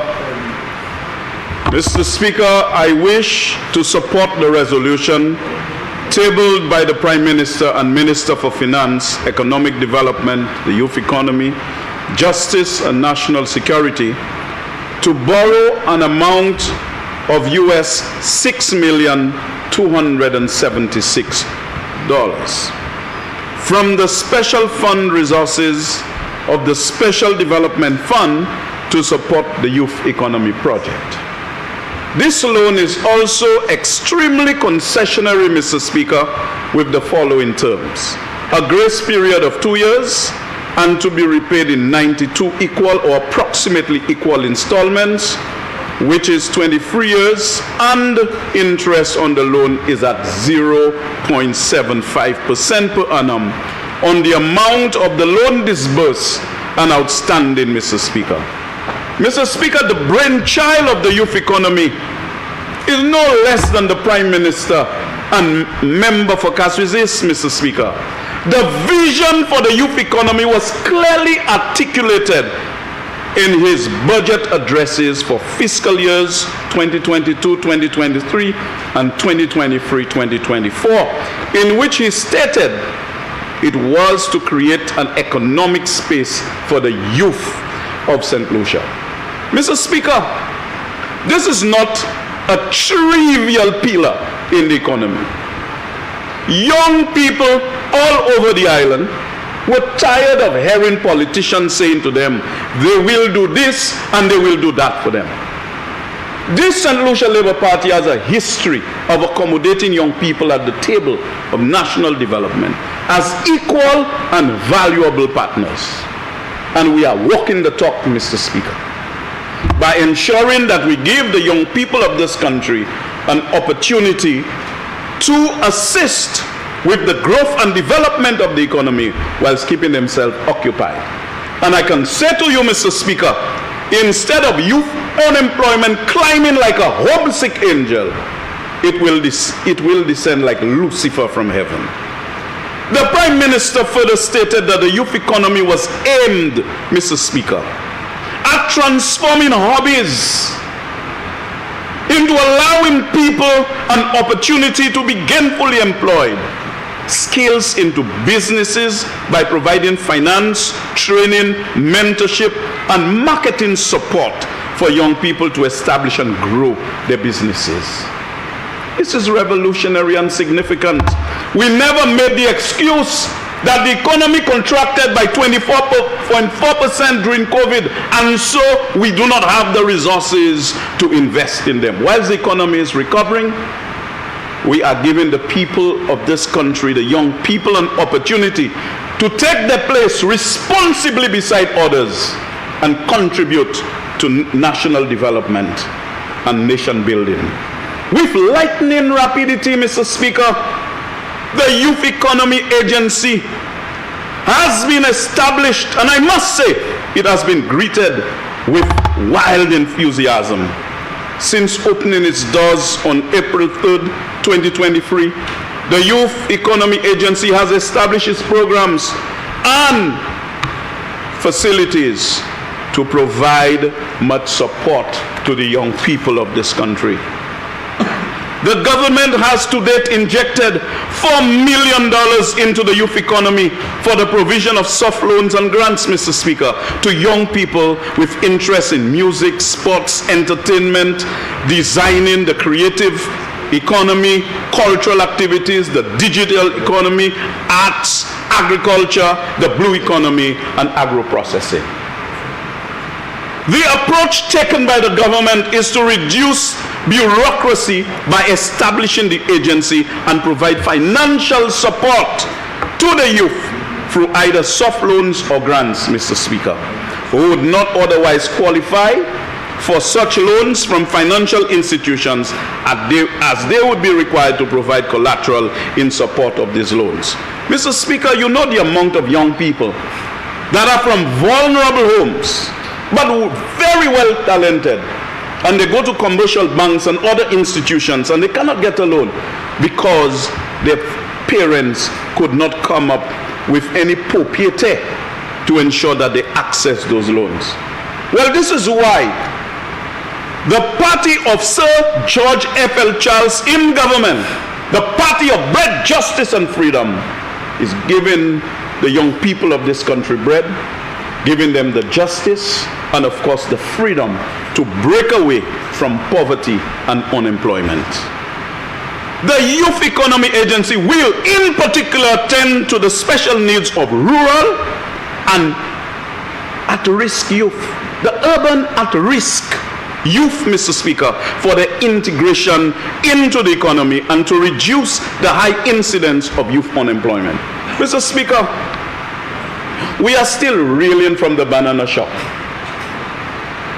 In the 80s, the population of this country was almost evenly distributed. After the demise of the banana industry with the formation of the WTO and the ruling that caused us to lose our preferential access to the UK market, a number of young people became superfluous, dislocated laborers. And Mr. Speaker, if you check over time, there is a positive correlation between economic difficulties, a positive correlation between crime, and of course, the growing dependence on just a small economy without banana monies, Mr. Speaker.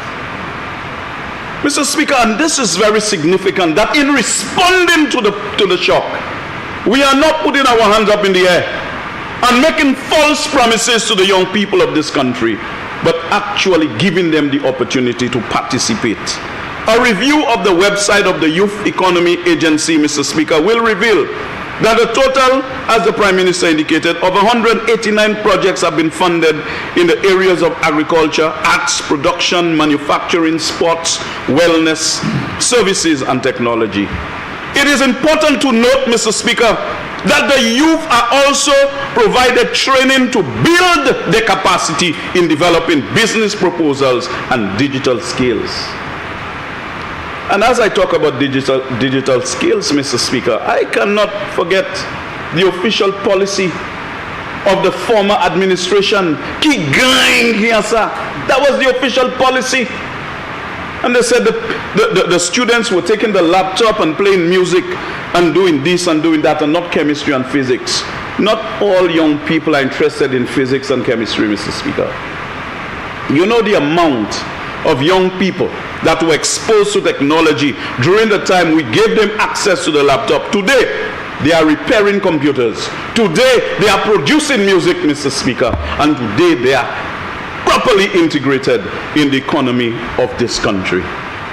In the area of business planning, Mr. Speaker, the government has a memorandum of understanding with the government of the Republic of China, Taiwan, to provide interactive training workshops where participants will learn how to design an effective business plan. The agency provided support for transportation and meals for participants, Upon successful completion of the training, participants are provided with an injection of $5,000 into their businesses. Moreover, Mr. Speaker, we are all aware that digital skills are absolutely important in the digital economy, Mr. Speaker, that we live in today. In this regard, Mr. Speaker, the Commonwealth Secretariat is investing 10,000 scholarships across the Commonwealth in that area. And notably, Mr. Speaker, St. Lucia is the first beneficiary of those scholarships with the provision of 200 scholarships for St. Lucians for internationally certified training in technology-related fields. This new loan from the Caribbean Development Bank will help to provide increased support to the youth as our government seeks to provide meaningful business opportunities for our youth who would otherwise be unemployed. This loan seeks to boost youth participation and engagement in socially inclusive, gender responsive, and environmentally resilient business enterprises in St. Lucia. That's the way to go. That's the way to go. This is why the member for Cassius East will continue to be the Prime Minister of this country. He will continue to manage the economy of this country with great skill and dexterity, Mr. Speaker. St. Lucia needs the member for Cassius East to continue to provide those social services even whilst he's repairing the economy of this country. He's building sustainable growth and development. The loan facility, which was aimed at 15 to 35-year-olds, will provide a one-stop solution for grant and loan financing, as well as training and mentorship. That is what you call a strategic nexus. Project activities include training for 600 youth in business development, planning, marketing, and business management. Additionally, 120 youth will benefit from business mentoring, coaching, and financing, both loans and grants, as the Prime Minister accentuated, to over 3,000 male and female young people between the ages of 18 to 25 years to support enterprise activities in agriculture, agro-processing, manufacturing, retail, and the services industries, as well as the blue, green, and orange economies. The CDB approved this loan because the CDB's youth policy and operational strategy 2020 is aligned with the project and the objectives of the youth economy. According to Isaac Solomon, CDB's Vice President Operation, and I quote, "Youth are the societal building blocks, possessing unmatched levels of innovation, creativity, and technological aptitude, and international strategies are still necessary to address the economic participation of the growing youthful population to build on the progress already made." Unquote. He further stated, and I quote, "The provision of concessionary financing to youth led to the creation of employment, expanding the productive sector, and positioning MSMEs to contribute to long-term growth will reduce youth disengagement and disincentivize involvement in criminal activity. It will provide a disincentive, Mr. Speaker, to promote gender equality and increase social resilience. The project is to be financed from both the YEA and the CDB and is to be implemented over 18 months. The loan is offered on highly concessionary terms, as I indicated earlier, with a 2-year grace period, 25 years to repay the loan, an interest rate of 0.75% per annum. It is expected that the expansion of the economy through the youth economy will enable the country to generate sufficient revenue over the medium to long term to service the loan repayments. Further and more importantly, the development and expansion of the youth economy will provide an avenue for the youth to engage in meaningful business activities and thus contribute to reducing the high level of youth unemployment. The multiplier effects arising from the youth economy will generate further economic activity, contributing to sustainable, inclusive, and resilient growth. I wish to finally point out, Mr. Speaker, that the opposition has been spreading misinformation and lies, as it is the strong point, the poisoners of the well springs of public opinion. I have heard all numbers being banded about the level of borrowing and the debt. I have heard numbers ranging from $1 billion to $2 billion, Mr. Speaker. This propaganda, the lies and the deceit, is part of the strategy to try to win again the next elections, like they bluffed people in 2016. But never again. Never again.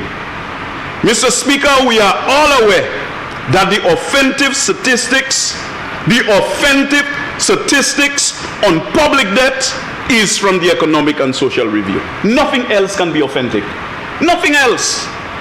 Based on the most recent Economic and Social Review, which is the 2022 report, the official public debt increased from 4.135 billion in 2021, the time during which the UWP was in office, to 4.395 billion in 2022, an increase of 260 million or 6.3%. During this time, the GDP grew from 4.815 billion in 2021 to 6.23 billion or $1.478 billion or 30.7%. As a result, the public debt to GDP ratio fell from 85.9% to 69.8%. It means, Mr. Speaker, that we are growing the economy at a faster rate than we are borrowing. And we are borrowing at concessionary rates to ensure that less of our dollar is spent on servicing debt, Mr. Speaker. Borrowing, Mr. Speaker, is important for small island developing states like St. Lucia. It's important to ensure that we can invest in the infrastructure and the people, human resources, to increase economic growth. Now, we have been doing a lot of investment in education. We have been giving laptop programs, the laptops to students via the laptop program. We have been giving education assistance. We have been paying facilities fees. We have been giving scholarships, Mr. Speaker, knowing full well that it is not something that will give birth to results just in this 5 years of the St. Lucia Labour Party. But when you have a well-skilled and educated workforce, it's a necessary incentive to attract foreign direct investment into the country, Mr. Speaker. You become more attractive as an investment destination. And of course, Mr. Speaker, when workforces can produce more efficiently, it keeps inflation at bay and it fuels economic growth. We are going to continue to invest in education because this is the way to go. We do not believe in short-termism, Mr. Speaker. No knee-jerk reaction. We must have a plan for the mid-term to long-term. But we are rescuing this country and we are not making any excuse why we cannot provide the support that I alluded to a few moments ago. Our government, Mr. Speaker, will continue to engage in fiscally responsible borrowing that contributes to expanding the economic base of the country and provides the capacity to generate revenues that will enable the country to service its debt. We will not do like the former administration, which borrowed extravagantly and for highly questionable projects which did not contribute to the long-term growth and development of St. Lucia. In closing, Mr. Speaker, I wish to wholeheartedly give my support to this resolution to borrow US $6,278,000 from the special fund resources of the Special Development Fund from the Caribbean Development Bank to support the Youth Economy Project. Mr. Speaker, I yield the floor.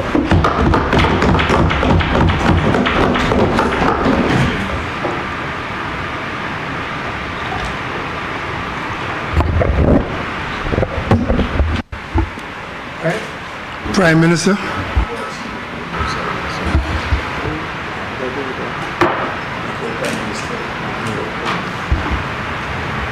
Member of Beaufort North, you have to be a little quicker than the Prime Minister. Yes, that's true.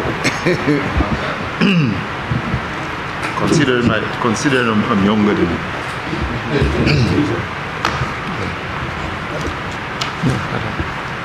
Mr. Speaker, I stand to support the motion which was moved by the Prime Minister, which will cause the youth economy to get an injection, which will cause the youth economy, Mr. Speaker, to get even more support. While, Mr. Speaker, my presentation will not be very long, I could not resist the temptation to say something about this very powerful project, this very powerful idea by the Prime Minister to focus on the youth, to focus on what is called a youth economy as a special area of investment, as a special opportunity for young people to develop their talents and to develop their skills. In the constituency of Beaufort North, Mr. Speaker, there are many young people who have developed some very special, what I call niche activities. Some of them have developed some very special dishes that people from all over St. Lucia come to the communities to sample. You will not believe, Mr. Speaker, on a Tuesday evening or any other weekday that so many people from all around St. Lucia come to communities like Grace and Bellevue and Piero and Savans Bay and small communities like Laborde and Vigie to sample whether it is stew pork in the Beaufort North special way or whether it is fish or lobster. And I'm learning every day, Mr. Speaker, of young people who are developing special packages. There's a young lady I met not too long ago, Miss Dalsu, who's developing a special niche activity in seafood, Mr. Speaker. And you come to Opicon and you call, you use your cell phone, you order the seafood, and you just come in there, you get your lobster, you get your fish, your cough, and all of these things, Mr. Speaker. So every single day, I discover a young person in Beaufort North who's developing some kind of small business. We have some people into music. We have people like Clint Mitchell, Mr. Speaker, with their studio, and we have Miss Kuman, and many others, Kenya, and so many of these individuals who have their small businesses. And you know what, Mr. Speaker? A number of them have applied to the youth economy, and I can tell you that several young people from Beaufort North have actually benefited from loans and grants from the Youth Economy Agency. And it is causing their friends and the other people in the community to realize that this government certainly is giving them an opportunity to develop their talents, to develop their skills. There are a number of young people in my constituency, in the constituency of Beaufort North, who have cultural skills, writing skills. We have Miss O'Brien, who represented the Caribbean in France not too long ago at a poetry festival, and she has written her own book, Mr. Speaker, her own booklet. And there are so many of them who are trying to access the Youth Economy Agency. Some of them have succeeded, and they're excited about this project. So when I see even more funds being pumped into the Youth Economy Agency and the Youth Economy Project, of course with transparency, I am very happy, Mr. Speaker.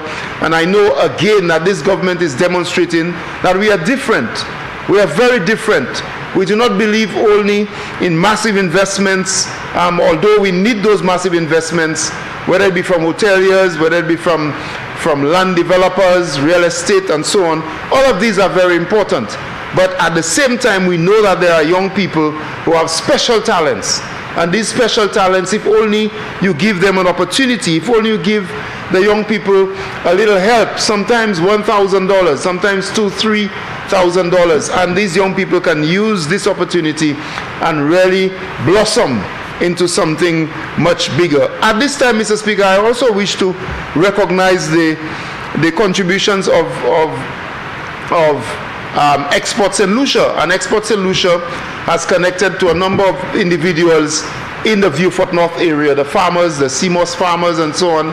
And I see how this connects to the Youth Economy Agency, because a number of the people who are into CMOS and CMOS processing are young people in Viewfort North, and they are connecting Exports in Lucia and also the Youth Economy Agency to produce some really good results. So I support this, Mr. Speaker, and I simply want to encourage the young people all over St. Lucia to go to the Youth Economy Agency. Go out there, look for an opportunity, and you will get the assistance, you will get help to move your project and your project idea forward. Again, Mr. Speaker, I repeat, this is a different government. We are different to them. Very different, Mr. Speaker.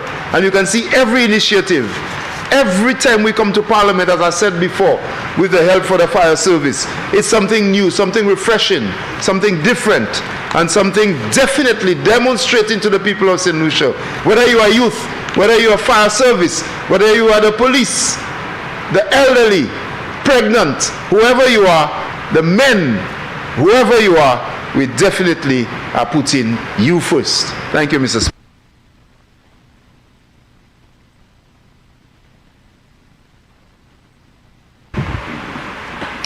Mr. Speaker, Prime Minister. Just want to thank members for the support, Mr. Speaker, and encourage the young people of St. Lucia to remain focused, forget about the noise, remain focused. The government believes that there is great potential in the young people of St. Lucia, Mr. Speaker. I also want to implore the staff of the Youth Economy Agency to understand the important role that they have to play in the youth development of this country, and they also should remain focused and keeping their eye on the prize, Mr. Speaker. Mr. Speaker, I thank members for the support, and we look forward for the continuous growth and development of the young people of St. Lucia, its sustainable employment, and I realize that the unemployment figures have begun to show some level of improvement. We look for decrease in the level of unemployment for the young people of St. Lucia. We want unemployment levels to continue to come down, continue to decrease the unemployment levels for the young people of St. Lucia. I thank our members.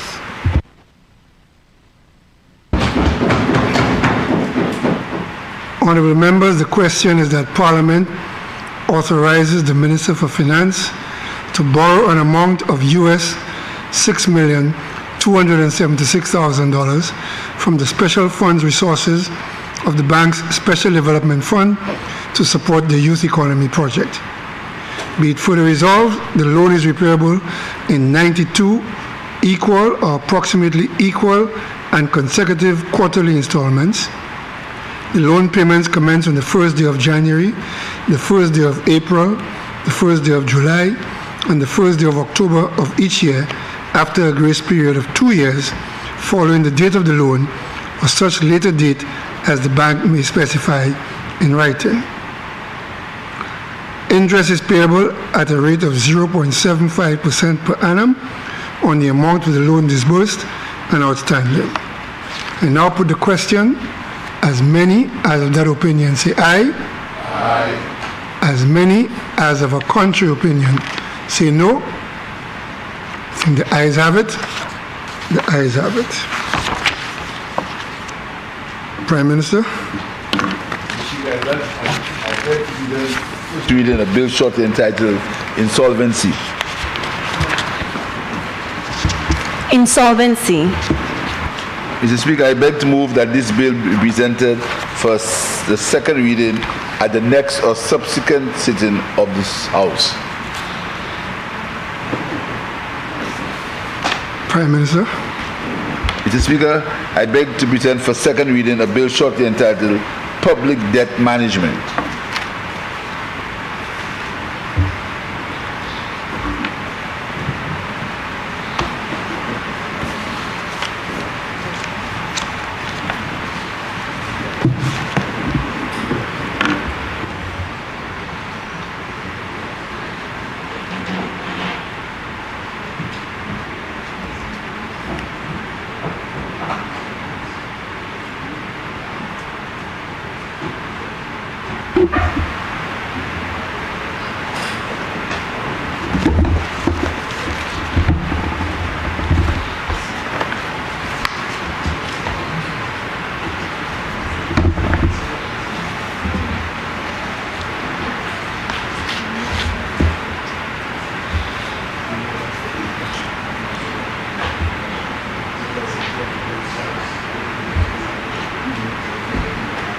Mr. Speaker, this public debt management bill, Mr. Speaker, is a creature of the public debt management policy, Mr. Speaker, which was approved by the Cabinet of Ministers of the then Cabinet in October 2020, Mr. Speaker.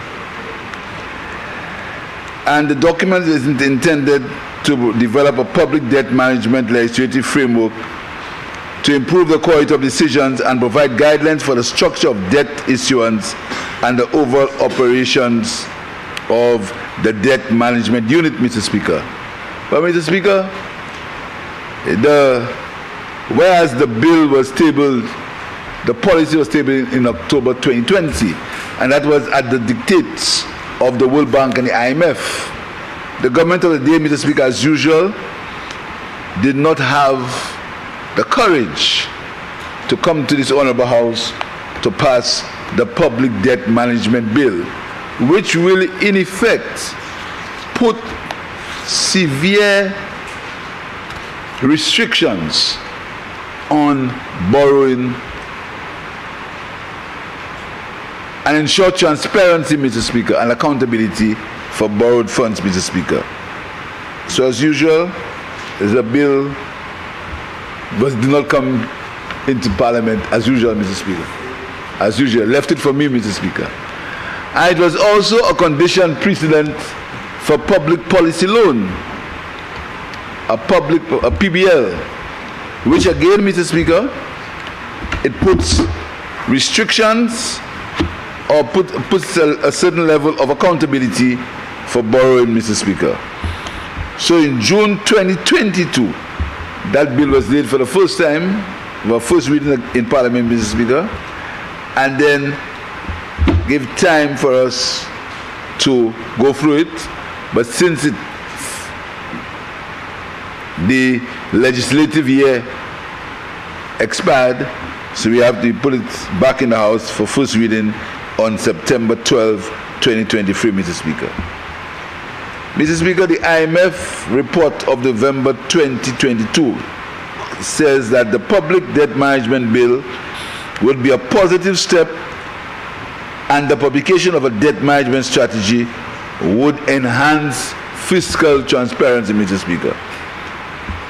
Mr. Speaker, and that is the difference, Mr. Speaker, between the government of these two parties.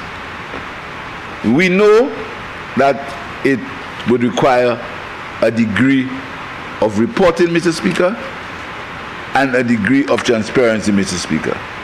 But it's a positive development towards increasing transparency and sending a positive signal to the capital market, both domestically and beyond. It will say to the world that this government is accountable, this government is serious, Mr. Speaker. Mr. Speaker, so the Public Debt Management Bill, but PDMB, Mr. Speaker, it seeks to have a further look at the current public debt framework, Mr. Speaker. And it provides for the following: the administration of public debt management, a medium-term debt management strategy, a public debt sustainability analysis, government borrowings, guarantees and on-lending, and to reduce the multiple issuers of debt to ensure sound fiscal policies in relation to managing the public debt, Mr. Speaker. Mr. Speaker, this legislation aims at consolidating and modernizing the laws relating to the management of public debt in St. Lucia, Mr. Speaker. Mr. Speaker, there are several pieces of legislation governing public debt management. The Public Finance Management Act, the National Savings and Development Bonds, the Treasury Bills Amendment Act. Mr. Speaker, these legislative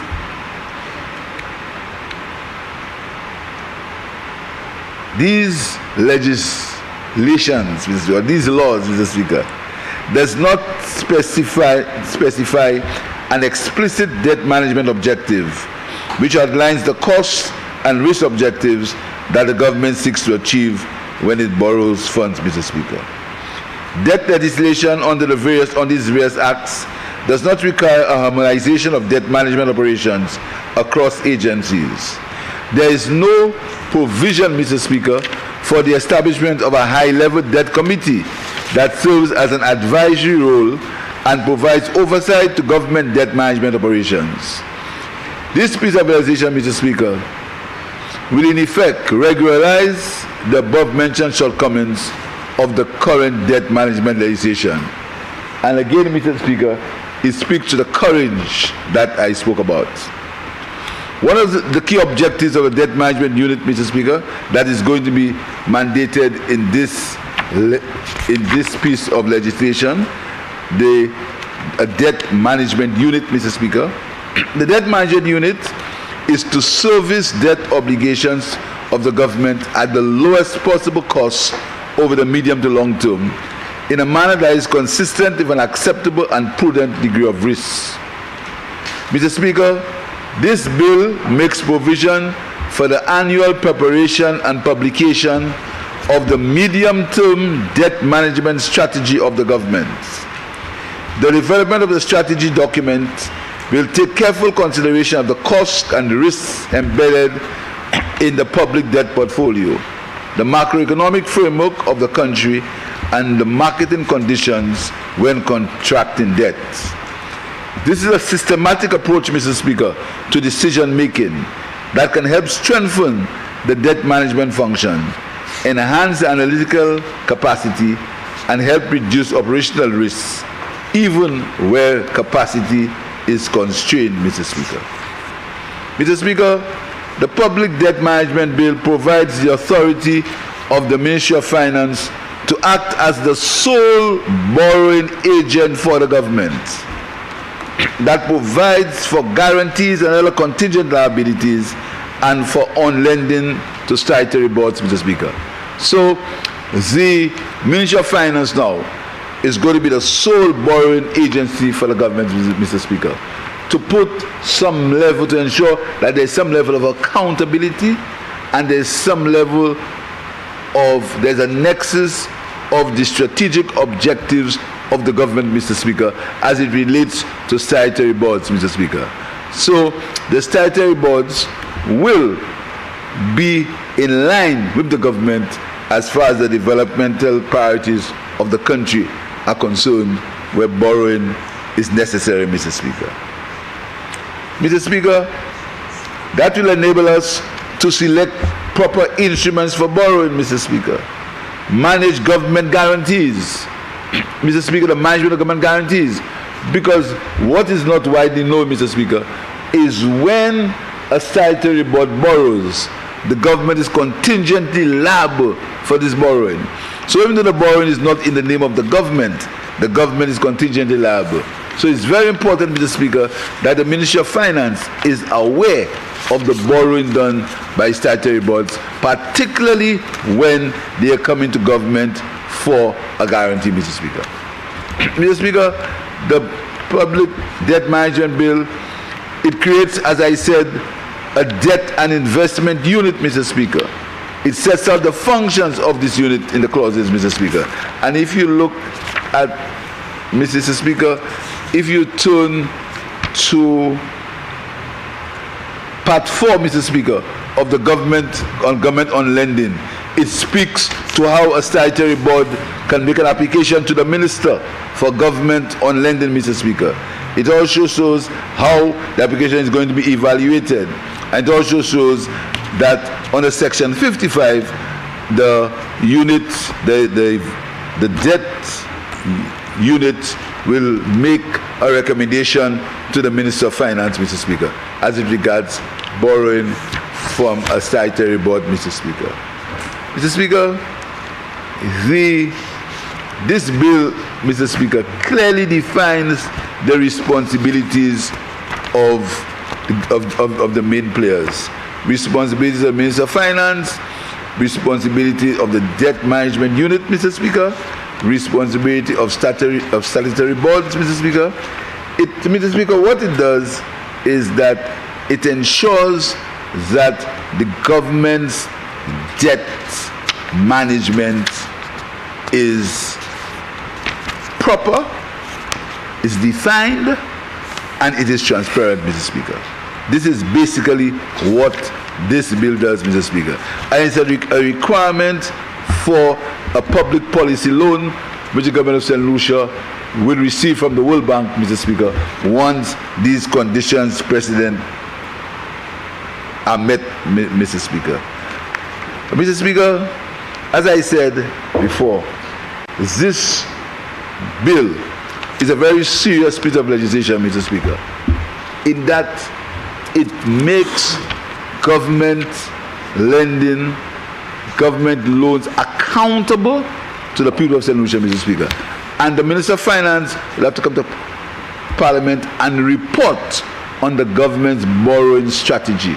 So no Minister of Finance will, because his mind told him to do it, to take an airport loan for $175 million, Mr. Speaker, US dollars, without tendering, just because his mind told him to do it, and change the entire plan, just because his mind told him to do it, and award it to a contractor, just because his mind told him to do it, Mr. Speaker, without tender, $175 million. A Minister of Finance can do just because his mind told him to do it, and go there and change the entire structure, change the entire situation regarding this airport, and put a country in $175 million US dollars of debt, when this same airport could be built, Mr. Speaker, without. And that's very important, Mr. Speaker, because you know what they tell you is SLASPA is the one taking the loan, not the government. That's the excuse. An excuse that's convenient to use many times by people that I don't want to mention. SLASPA is the one taking the loans, Mr. Speaker. But if you look at that bill, it will tell you that even though SLASPA takes a loan, the government is contingently liable for that loan, Mr. Speaker. So there's nothing like SLASPA took a loan. The government of St. Lucia took the loan through SLASPA, or SLASPA took the loan because of the government of St. Lucia, Mr. Speaker. So, Mr. Speaker, in the administration of the bill, the Minister of Finance can delegate powers. And it also speaks, Mr. Speaker, in Section 8, the responsibilities of the Minister of Finance. In Section 8, Mr. Speaker, the Minister of Finance, how he has to report. And that's what he has to do, Mr. Speaker. 8.1. The Minister shall furnish Parliament with an annual report on debt management activities, including borrowings, loan guarantees, and on lending. That's what the Minister of Finance, whoever he or she may be, will have to do, Mr. Speaker. Exactly. The Minister of Finance requirement for minister, he has to lay strategy and borrowing plan. The Minister shall lay before Parliament no later than the commencement of the financial year the strategy and borrowing plan for approval by the Parliament, Mr. Speaker. For approval by the Parliament, where every member will be able to express himself, Mr. Speaker. Within 3 months after the end of the financial year, the update of the borrowing plan, Mr. Speaker. So he needs to come and say to Parliament how he has changed that plan, Mr. Speaker. Mr. Speaker, so never again will a Minister of Finance be able to do what this Minister of Finance did as far as the airport is concerned. Never again, Mr. Speaker. That is protection for the people of St. Lucia, Mr. Speaker. Because you can get not this Minister of Finance, but you can get Minister of Finance who can do exactly what Minister of Finance did. Change $175 million loan when all was in place for private-public partnership agreement for construction of this airport, Mr. Speaker. All was in place, Mr. Speaker. To change from a loan of 2% at that time for the construction of the Grosley Highway to unilaterally change your mind and give direct awards for less than a mile of road for $15 million and ongoing. That will not happen. That will not be able to happen again, Mr. Speaker, because the Minister of Finance will have to come to account to the Parliament of St. Lucia, Mr. Speaker. So, Mr. Speaker, the people of St. Lucia will not be suffering now as they're suffering on the Castries Grosley Highway because of a unilateral decision by a minister and a prime minister to unilaterally, without the consent of the then Minister of Infrastructure. And if I'm not speaking the truth, I want you to stand up and say that's not true. Without the consent of the then Minister of Infrastructure, just to cancel a loan, cancel an agreement for an airport, put the country in a situation where and Mr. Speaker, the Minister of Infrastructure, I'm talking about loans here, Mr. Speaker, spoke about the Shock Bridge. Mr. Speaker, are you aware that the Shock Bridge, the World Bank had already approved a loan for the construction of the Shock Bridge that was designed by the Army Corps of Engineers? Huh? Thank you. Mr. Speaker, that's what this government found. When you hear these guys speak, Mr. Speaker, and I cannot help but telling the public of St. Lucia what these guys did to this country. But you know why, Mr. Speaker? The bridge had to be tendered. It had to go to public tender. So they cancelled it. A bridge that was designed by the Army Corps of Engineers, just like the Bois d'Orange Bridge. We remember the accusations, Mr. Speaker, and the lies and the misinformation they had on the Bois d'Orange Bridge, Mr. Speaker. I said to them, audit it. They audited it. They got some of their surrogates to look into all kind of investigations in the Bois d'Orange Bridge. I challenged them, Mr. Speaker. You know what happened? There were cost savings on the Bois d'Orange Bridge. There were actually cost savings. We saved them, Mr. Speaker. But no one is speaking about the bypass road that was built for $3 million on direct award with no tender. That's what we have to talk about, to speak about, Mr. Speaker. But, Mr. Speaker, loan from the Kuwaitis was for the Grosley Highway. But the Bois d'Orange Bridge was a World Bank finance project that went to international tender. International tender, Mr. Speaker. The design was supervised by the Army Corps of Engineers. And the Bois d'Orange Bridge was built to withstand a 1-in-1,000-year event, Mr. Speaker. And let's knock wood, the Bois d'Orange Bridge has stood up, Mr. Speaker. It has stood up, Mr. Speaker. It's a specially designed bridge because we had the foresight. The government at the time had the foresight to know that you could not build a bridge if it was not environmentally suitable and did not take the effect of climate change, Mr. Speaker. That's why we built it, Mr. Speaker. There were all sorts of misinformation as usual. And up to today, the bridge is still standing. Just as the member of Castries Central says about the Grosley Castries Highway, and the loan from the curators. But because of the fact that they had to be tendering, for the Grocery Highway. So unilaterally, a man took a decision to cancel it. So, Mr. Speaker, I really want members to support this piece of legislation, Mr. Speaker.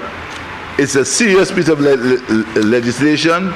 It's legislation that will impact on the way government finances are borrowed and will put serious restrictions on the Minister of Finance, but restrictions that will benefit the people of St. Lucia and will improve St. Lucia's reputation in the international world.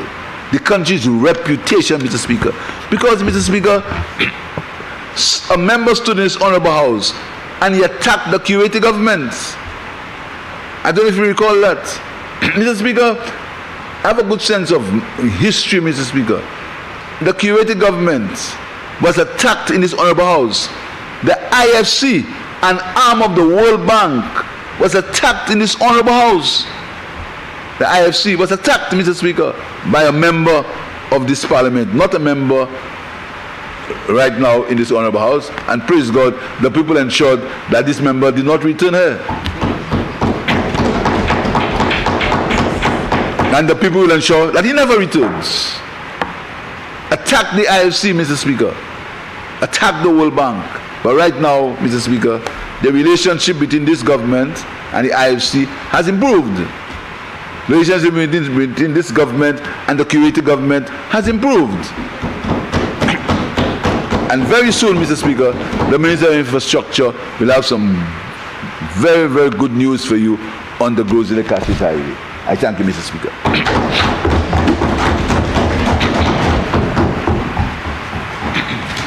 Honourable members, the question is that the Public Debt Management Bill be read a second time.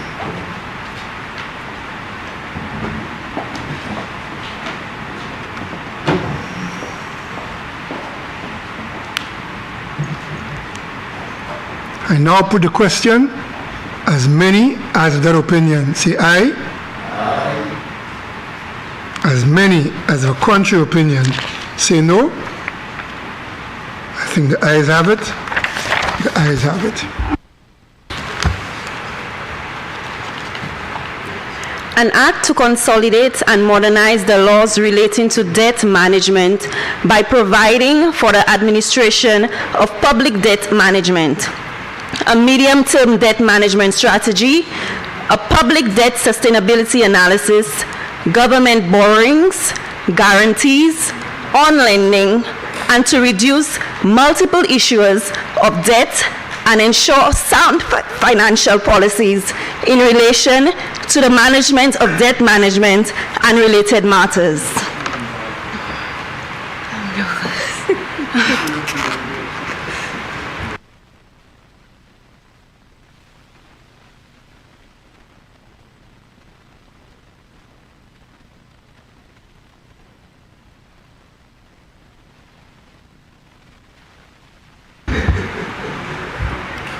Clause 2. Interpretation.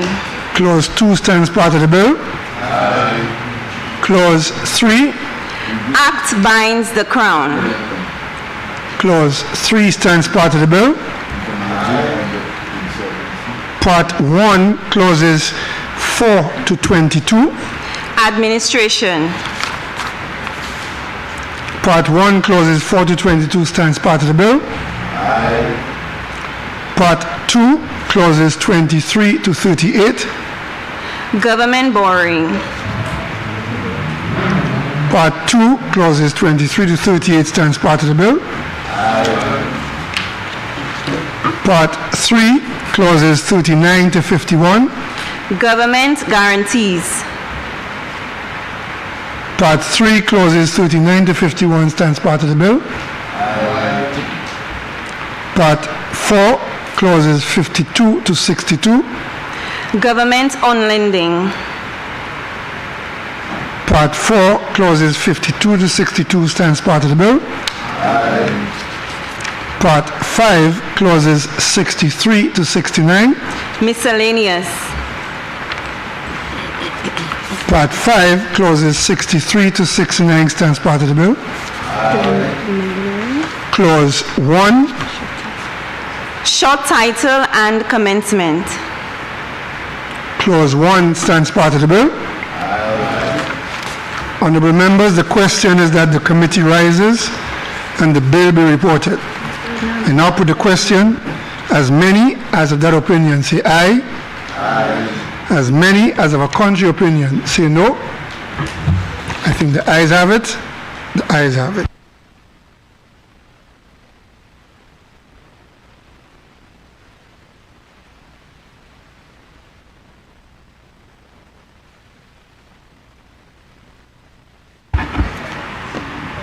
Honorable members, I beg to report that the Public Debt Management Bill went through committee stage without amendments.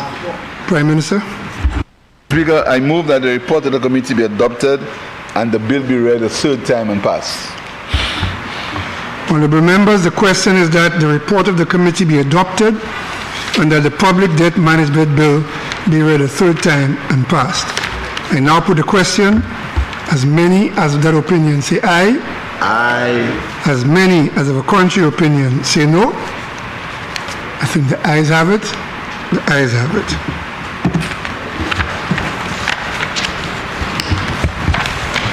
Be it enacted by the King's Most Excellent Majesty, by and with the advice and consent of the House of Assembly and the Senate of St. Lucia, and by the authority of the same as follows. This Act may be cited as the Public Management Act 2023. This Act shall become into force on a date to be fixed by the Minister by order published in the Gazette. Deputy Prime Minister, PM, could you turn off your microphone? Mr. Speaker, I beg to present for first reading a bill shortly entitled Tourism Development. Tourism Development. Mr. Speaker, I beg to move that this bill be presented for second reading at the next or subsequent sitting of the House.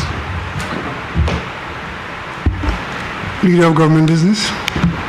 Mr. Speaker, I move that the House stand adjourned sine die.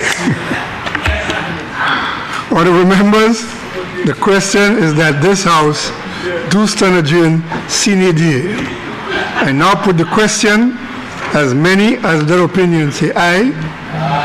As many as of a contrary opinion say no. I think the ayes have it. The ayes have it. Sitting adjourned.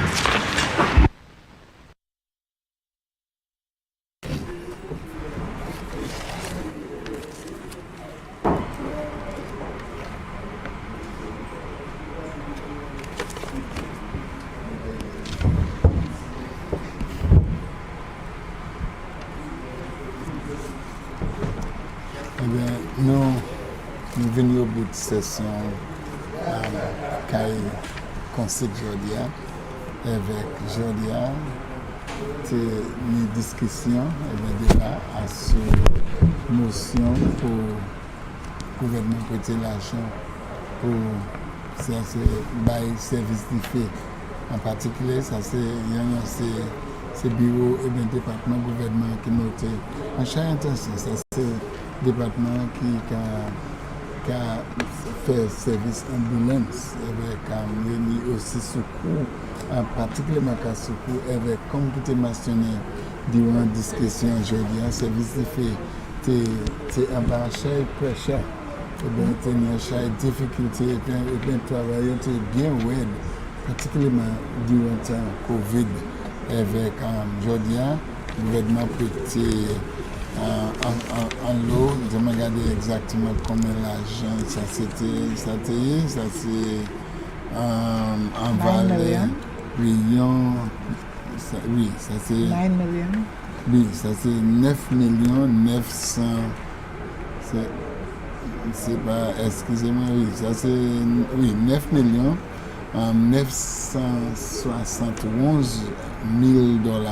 méritants pour aider service de fait pour opération puisque il y a un de ces barres aussi à part de ça moi j'ai mentionné c'est quantité en temps depuis il y a besoin ça va pour headquarters un bureau en place pour ça fait affaire côté il y a présent il a été changé après il a croisé place là côté de travail combien de temps qui passe au service là avec nous c'est différents ministres là une contribution à ce ça motion a été présentée par le ministre Finance qui aussi est responsable pour les affaires sécurité et aussi ça a été supporté par le membre parlement pour Babono qui est direct responsabilité pour service d'IFE, immigration avec bagay comme ça, avec l'autre affaire comme ça. Peut-être tout ça parle de ça, et peut-être parler de l'autre bagay vite. Yeah, well, since you've spoken on this one, it was just one of two motions that the government sought to borrow money, that is of course through the Minister of Finance. These were just two motions today. So the first was, as you said, a little over $9 million, $971,000 for the St. Lucia Fire Service, as you mentioned, and it was really to upgrade the equipment, to provide training for them. But one of the components of that motion pertaining to the development of the fire service was they spoke a lot about psychosocial support to the fire officers because they're yes particularly it was mentioned that because their duties also entail providing health services in time of trauma, they need the psychosocial support. And the second motion where the Prime Minister for Finance sought to borrow money was for an injection of funds into the Youth Economy Agency. And this was one that generated a lot of discussion. The Youth Economy Agency was opened in April 2023, and the ministers, the various representatives in their contribution spoke about the training that it offers young people to become entrepreneurs, to turn their habits, as they say, or their skill into some money-making venture.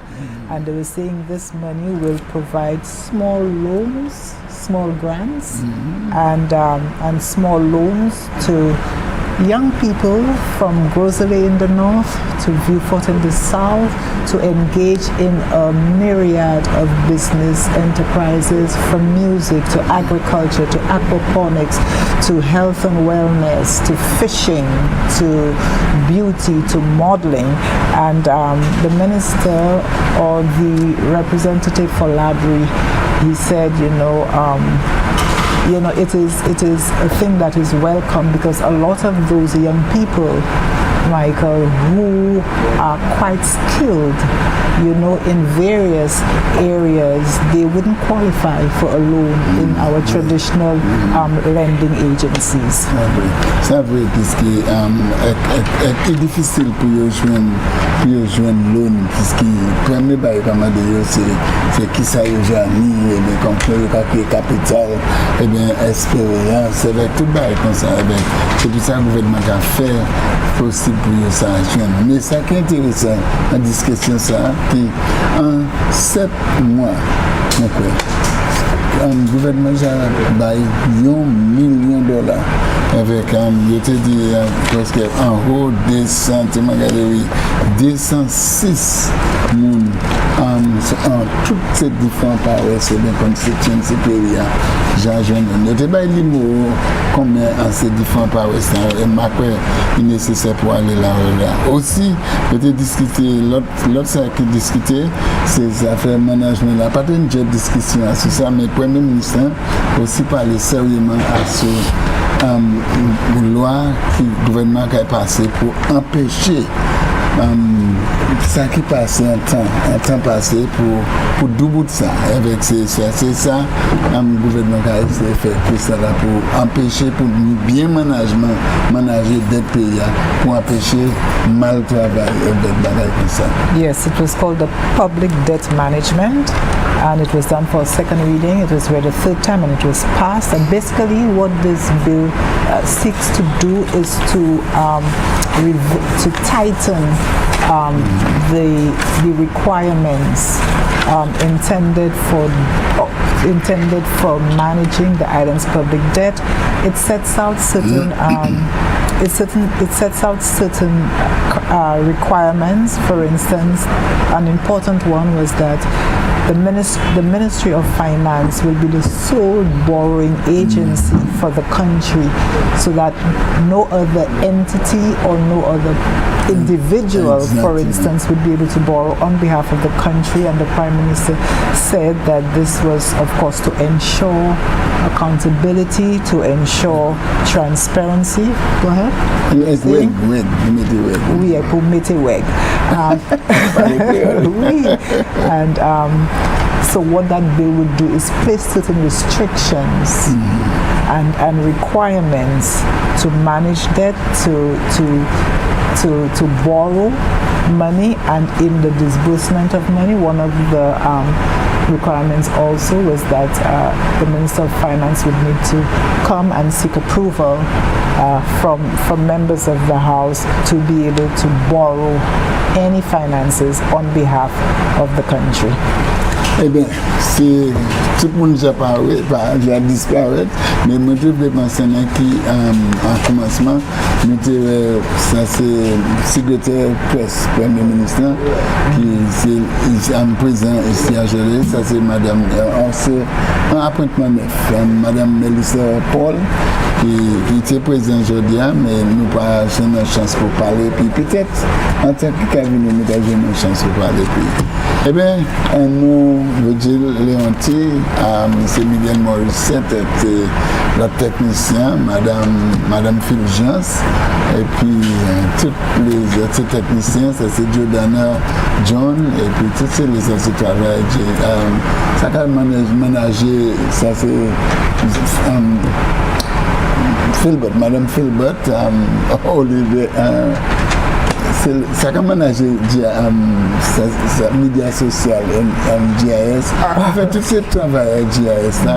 Puisque nous voulons c'est nous qui ici, c'est pas seulement ça, mais là nous tous différents techniciens, tous différents monde qui ont managé pour faire public là, ouais, ça qui a passé. C'est alors nous avons dit merci un peu tout le monde pour présentation aujourd'hui avec nous venir dévier en studio nous en NTN. Merci un peu. Thank you so much.